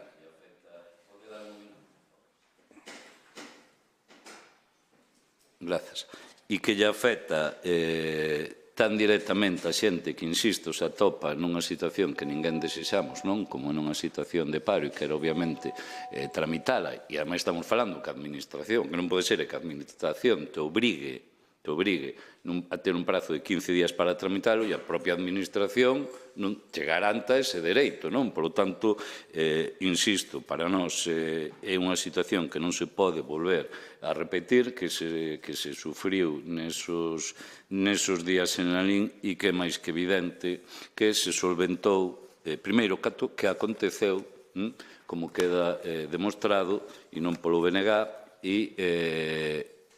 e que, desde logo, tamén se solventou por esta denuncia. Por lo tanto, nós o que queremos, e por iso presentamos esta moción, é que se garanta que nunca máis, por falta de persoal, porque faltaría máis, os traballadores e traballadoras públicas teñen dereito a enfermar, a vacacións, a días de asuntos propios, a todas estas cousas que hoxe en día hasta parecen estar en cuestión, que son os dereitos laborais, por faltaría máis que non puderan exercer deles, pero que en todo caso creo que é fundamental e a obrigación, ademais dunha administración, sobre todo cando che marca prazos, que son de obrigatorio cumprimento, pois que garanta que non poda quedar en mínimos e que, desde logo, a alternativa sexa irte a 45 minutos, a unha hora doutra oficina que, desde logo, dista moitísimo do noso concello, non? Por lo tanto, este é o obxectivo da nosa iniciativa. Moitas gracias, Paco. Turno para o PSOE. Alba, ten a palabra. Bueno, nós defendemos sempre, seguiremos defendendo, evidentemente, que se teñan cobertos postos en servizos tan importantes como o Servicio Público de Emprego, que, ademais, é un servicio indispensable para os trámites de emprego, desemprego, de prestacións e demais, para os veciños e veciñas de Lalín. Evidentemente, nós o que queremos é que se cumpra co servicio, que haxa persoal suficiente para atendelo con normalidade. En todo caso, a información coa que nos contamos, pois o que nos din é que se deu unha situación puntual, 2 días concretos ao longo deste mes, que son 3 as traballadoras que están ao fronte da oficina do SEPE en Lalín, unha das cales ten unha baixa de longa duración, e outra que por motivos personais se tivo que ausentar 2 días do seu posto nesas datas. Por lo tanto, sí que se deu unha situación puntual que evidentemente influe no servizo. Tamén nos indican que se desplazou unha persoa dende outra oficina para non verse na obriga de cancelar as citas xa existentes, xa dadas. E, tamén é certo que as citas que atenden os funcionarios que atenden a oficina de emprego, o Servicio Público de Emprego, están regulados por lei, co cal pode que non houbera citas nese momento. O que nos trasladan tamén é que na actualidade a situación está normalizada, co cal se están dando citas e se atende a xente en Lalín. En canto a datos, os datos que nos pasan é que se axendaron 270 citas do día 1 de xaneiro ao 24 de xaneiro, co cal se dan máis de 300 citas ao longo do mes completo na oficina de Lalín. Nos vamos seguir pendentes desta situación, seguiremos atentos ao que está acontecendo coa oficina do Servicio Público de Emprego. En todo caso, todo é mellorable, por suposto, todo o que sexa para mellor, benvido sexa. Tamén é importante dicir que na actualidade hai un concurso de persoal que está a piques de resolverse e esperemos e nos confiamos que este concurso que mellore a situación de déficit de persoal tanto de Lalín como das outras oficinas que hai ao longo da provincia de Pontevedra. Gracias, Alba. Turno para... Brevemente. Primeiro, a miña solidaridade co Partido Socialista, porque xa son dúas as formacións políticas que fan mocións para atacar ao Goberno do Estado. He dito iso. Eu estive preguntando por esta cuestión e o que me din é que foi unha cuestión puntual, non? Entón, suscribo absolutamente, non pode ser outro xeito a moción do BNG de que este tipo de servicio ten que estar cobertos, ten que estar previstas as diferentes incidencias que pode haber e, evidentemente, en un concello tan dinámico dende un punto de vista laboral, que este tipo de situacións se produzcan, é absolutamente intolerable. Por lo tanto, votamos a favor da iniciativa dos compañeiros e compañeiras do BNG. Moi ben, moitas gracias. Turno para... Abelino. Ben, bons días de novo. En primeiro lugar, decir que nós tamén vamos a apoiar esta moción que presenta o Bloque Nacionalista Galego, porque, define perfectamente unha situación que estou a dar na oficina de emprego e define perfectamente, como está a gobernar este goberno, que esta é a realidade da situación que temos, que están dedicados a 1000 historias menos a xestión. E eu, respondéndolle tamén ao señor Vilariño, que dixo que había desafección na política, posiblemente, estou de acordo que hai, pero temos que trasladarlle á xente desde aquí que hai outra maneira de facer política e que hai outra maneira de xestionar, e como dixen antes, non hai mal que 100 anos dure nin corpo que o aguante. E hai outras maneiras que son posibles. Por poñer un exemplo, víamos estes días do que están a facer, que tiñan esta fantástica lei de vivenda por parte do Goberno do Estado para declarar as zonas tensionadas e demais. Vimos que o único que fixo foi reducir a oferta e, ademais, é tan boa que ningún concello de Galicia, incluídos as cidades do Partido Socialista, solicitaron a declaracións de zonas tensionadas.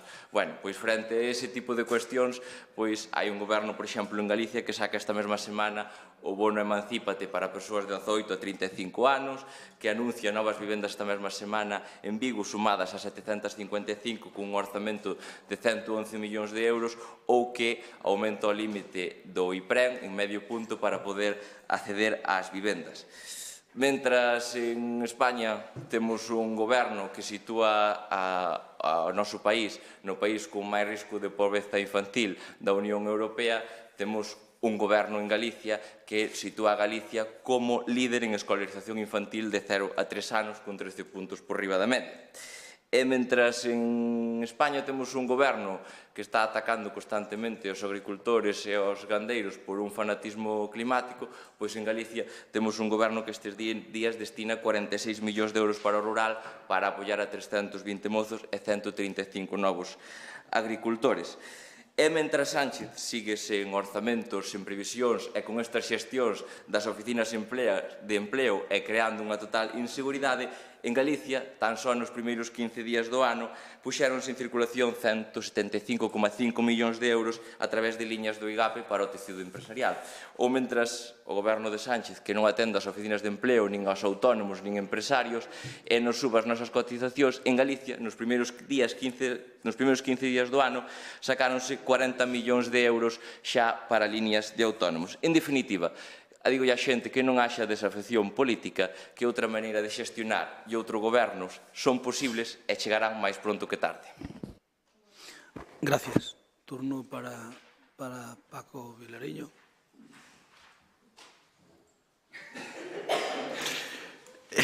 É que estou alucinando con Abelino. Dixo que che iba a votar a favor. No, pero, a ver... No, entendo que estaba facendo o vídeo do pleno, pero,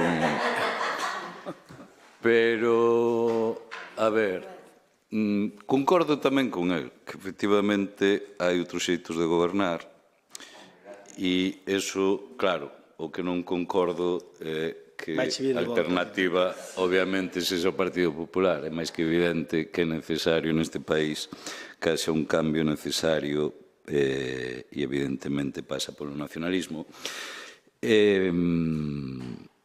De verdade, eu non sei, é moi lexítimo que cada un faga esa intervención neste pleno que queira, faltaría máis, eu tamén así as fago, pero en todo caso pareceme un tema especialmente grave, non? Quero dicir, cando alguén está nunha situación, insisto, bueno, pois que perde o seu posto de traballo, pois non pode volver a acontecer. Nin, desde logo, desde o BNG imos asumir datos falsos,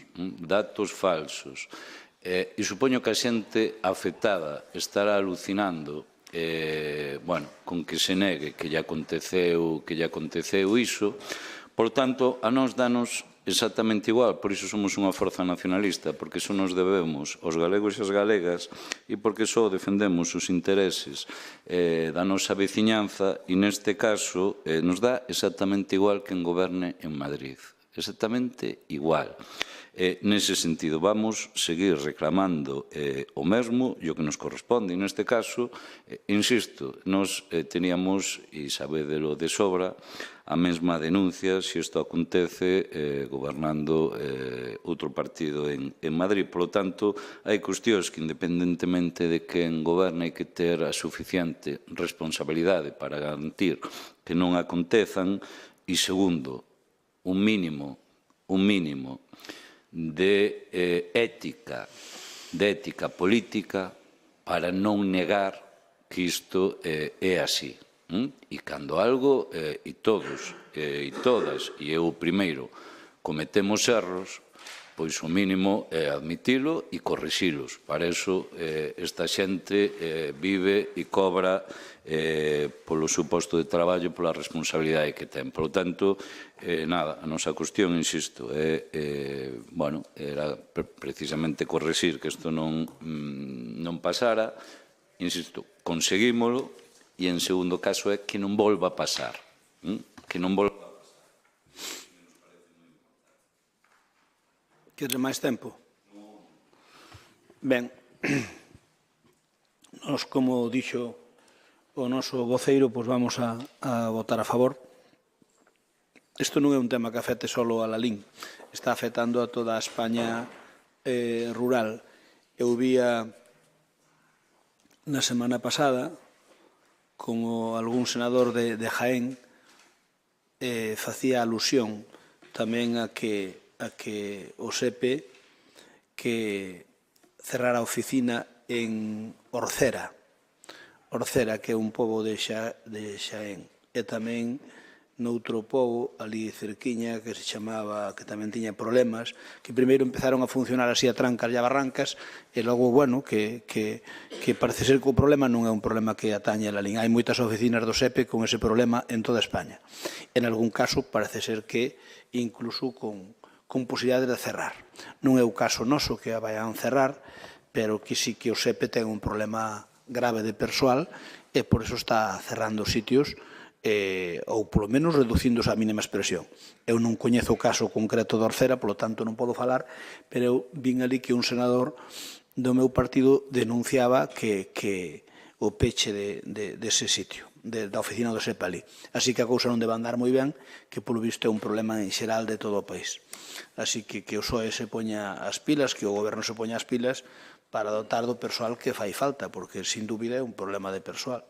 Pero claro, se teñen as mesmas restriccións para crear os postos de traballo, que as que nos queren impoñer aos concellos, mal imos.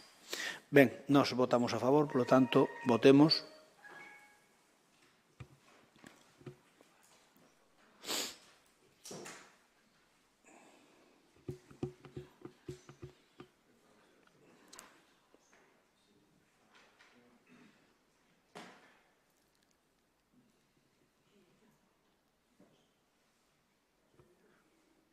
Votos emitidos 18, a favor 18, queda aprobado por maioría. Pero unanimidade se... A ver.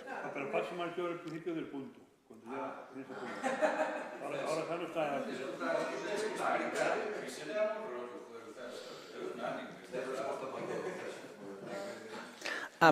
porque estaba no principio do punto. Claro, se marchó cuando se había iniciado el punto. Entonces, es una extensión técnica. Cuando ya no está... Vale. De acordo. Rogos e preguntas? Algún? Paco, vos algún rogo, alguna pregunta? Pois quito, ti ten a palabra. Alba. Vale, ao Concelleiro de Medio Ambiente. Nos últimos días coñecemos pola prensa que se realizaron talas de árbores autóctonas para seren sustituídas por eucaliptos en varias zonas do Sobreiral do Arnego. Entre elas, zonas de Lalín pertencentes a Palio ou Rodís. Como saben, isto está completamente prohibido, sobre todo cando é un espazo protegido pola Rede Natura, como é o caso, con tanto valor ecolóxico, ambiental, no que un veciño cunha propiedade non pode nin sequera cortar unha pola dun carballo seu para facer leña. Mentres vemos como se talaron masas enteiras de árbores e vegetación autóctona sen que de momento intervise ninguén. Parece ser que só a raíz de que a Adega denunciou as talas se están tramitando varias denuncias. As primeiras informacións sobre estas talas saíron no mes de outubro. Estaban ao tanto desta situación antes de que fixesen públicos os feitos. Visitaron a zona para supervisar estas talas e a súa sustitución por eucalipto. Realizaron algún tipo de xestión a través da Consellería de Medio Ambiente ou contactaron coas autoridades medioambientais para coñecer máis sobre este asunto que afecta gravemente a unha das zonas de máis valor ambiental de Lalín? Se a resposta é que sí, que as xestións ou trámites se realizaron, díganos cales. Se a resposta é que non, teñen pensado facer algo ou van permanecer expectantes mentre se deteriora irreparablemente un espazo natural dos máis importantes de Lalín? Vostedes puxeron en marcha a campaña de entrega de árbores a que chaman campaña de repoboación forestal, aínda que realmente en termos medioambientais non ten nada que ver cunha repoboación forestal. Aínda así, é unha campaña que apoiamos. Raquel Lorenzo sacaba peito desta campaña o ano pasado e sinalaba a importancia da plantación de árbores na loita contra o cambio climático e para o cuidado do noso medio. Que opinión lle merece a concelleira que, mentres vostedes presumen por un lado de que se plantan moitas árbores, por outro se destrúan un dos bosques autóctonos máis singulares e importantes non só de Lalín, senón de toda Galicia, co goberno local de brazos cruzados. E logo outra, dentro das funcións e competencias do asesor de Medio Ambiente, César Reboredo, atópase a asesorar ao Goberno sobre a eficiencia enerxética, a loita contra o cambio climático ou protección do noso patrimonio natural para evitar, por exemplo, que se produzan estas talas. Dentro destas funcións, atópase a desegar a herba e realizar traballos de xardinería nos espazos verdes e parques de titularidade municipal cuxo mantemento está contemplado no contrato da empresa de xardinería. Que pasaría se o asesor ten un accidente laboral realizando tarefas para as que xa hai contratada unha empresa que se paga con diñeiro público? Cando van sacar un novo contrato de xardíns que leva prorrogado 4 anos cun custe mensual de alrededor dos 10.000 euros. Moito por fastidia que César de vez en cando vai a solucionar algunha emergencia, é que por fastidia, que era mellor que estuvera deitado na casa, non? Non. Que a barriga ao sol. Pois non é o seu estilo. Molinos, que está jubilado. Oi, aí vas mal. É que Alba descoñece o que ten que facer a empresa que está aquí. A empresa non ten nin moito menos o 50% do que hai que cortar en Lalín. Alba, e debíaste documentar un pouquiño. Pero non discutín nada disso. Dixeches que está facendo cousas que ten que facer a empresa. Pero que a empresa que temos non ten nin contratado o 50% dos xardís. Non, a mí non me preocupa iso. A mí preocúpame que el lle pase mañán algo no traballo, que el teña un contrato como asesor sin traballo manual e que mañá paguemos todos os larinenses. A ver, mira unha cousa. Non te preocupes que el fai solo cousas puntuales. Vai recoller un basurero que avisan de que hai ali un desaprensivo que botou ali a cousa onde non debe. Fai a xestión para poder denunciar os posibles infractores que xa se pillaron a vendeles. Se pillaron a vendeles, etcétera, etcétera. Bueno, depende do día que... Claro que depende do día. Mario, ten a palabra. Sí. Non, por eso peor, porque ten un contrato co Concello de Lalín. Mario, cando queiras. Manual. Ben, antes de nada, agradecer a contestación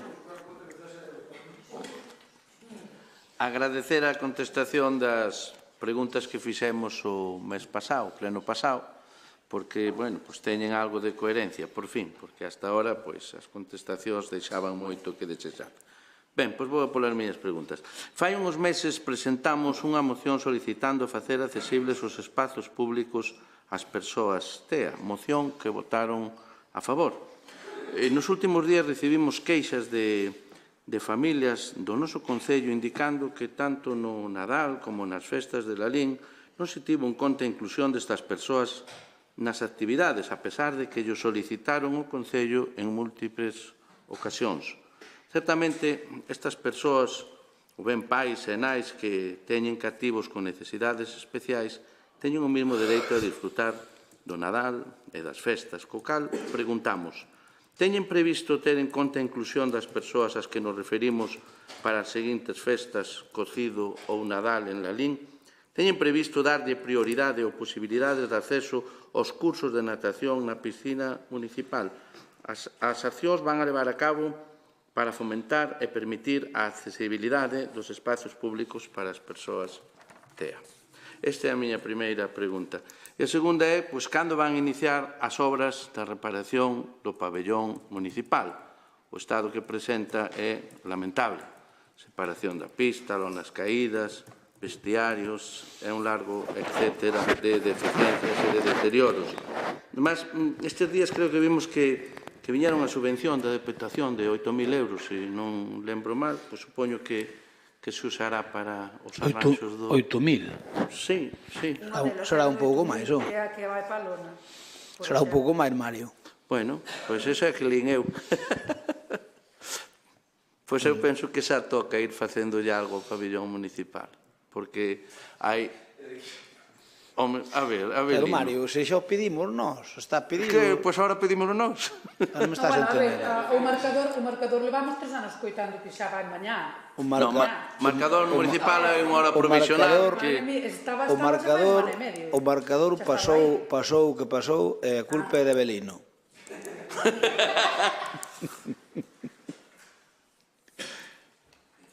Pero ímolo poñer, o marcador ímolo poñer. Hai un provisional agora que vai funcionar bastante ben. A ver, as empresas din que se presentan, pero non se presentan. Que sí, pero que que sigue faltando é o de fútbol. Pero xa me contestaron. Nós facemos as cousas o mellor que podemos. Pero se unha empresa di que se presenta, pero non se presenta, pois queda desierto. Pero no municipal hai un marcador que funciona ben. Mentre non haxa outro, polo menos hai.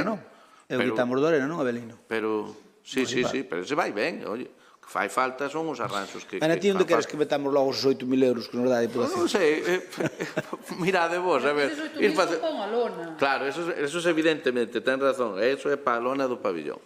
Non sei que lona se vai poñer. No, pero mira, Avelino, falando de lonas, as publicitarias que están ali postas, pois tampouco costa nada colocalas un pouco, están ali tiradas, dá pena velas, ó. E despois os aseos, os vestiarios, madre mía. Xa me extrañaba. Hai outra subvención, sí. Mario, que fame que espera chea non é fame, ti tranquilo. Bueno. O pabellón vai quedar bastante ben arranxado. Eu estou deseando velo, de verdade. Bueno, pues vai no palco da Diputación, pero a Diputación danos 200.000 euros, me parece, non só para eso, sino para todo o de deportes, entón van varias cousas. 200.000, non? Vale. 200.000. Vai quedar razonablemente ben. Pois O considero... pabellón vello é vello.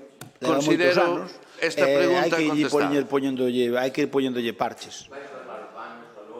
Perfecto. Alégrome, de verdad que sí. Pero, bueno, tipo o pabellón vello moito non vai, só. Vou. Meu fillo xoga no Loriga e xogan ali. Vale. Logo, sí, señor. Ben, algunha pregunta máis, Mario? Non teño máis. Gracias. Rafa. Solo unha, lembrar, porque xa yo trasladei ao goberno, eu digo porque me preocupa, porque xa sabe Pepe Primo, porque eu digo, a min hai varios colectores que me preocupan a súa situación nas zonas escolares xunto aos pasos de cebra. Porque xa vin varios sustos por exemplo, en estes días de temporal, de rapaces que saen detrás do colector cara ao paso de cebra e que xa levaron algún susto con algún coche. Eu sei que a empresa di, bueno, que non está moi de acordo na miña opinión, pero eu xa vi un par de sustos e a min gustaríame trasladar ao goberno unha vez máis a miña preocupación, porque eu creo que se pode simplemente, a mellor, movendo un metro nada máis, ainda que se quite unha plaza, un metro nada máis, que se poden evitar este tipo de situacións que de verdad que as presenciei eu, non é que máis contara ninguén. Estou falando sobre todo na calle B, cerca do Instituto Laxeiro, e, bueno, para que non haxa ningún susto. Sei que o concelleiro fixo o seu traballo de ir a velo e trasladarlo á empresa, pero eu sigo preocupado, de acordo? Pois moi ben, pois moitas grazas. Perdón. Medela. Ben, pois entón, moitas grazas. Levantamos a sesión. Sí, hai agora a presentación de... Agora levantamos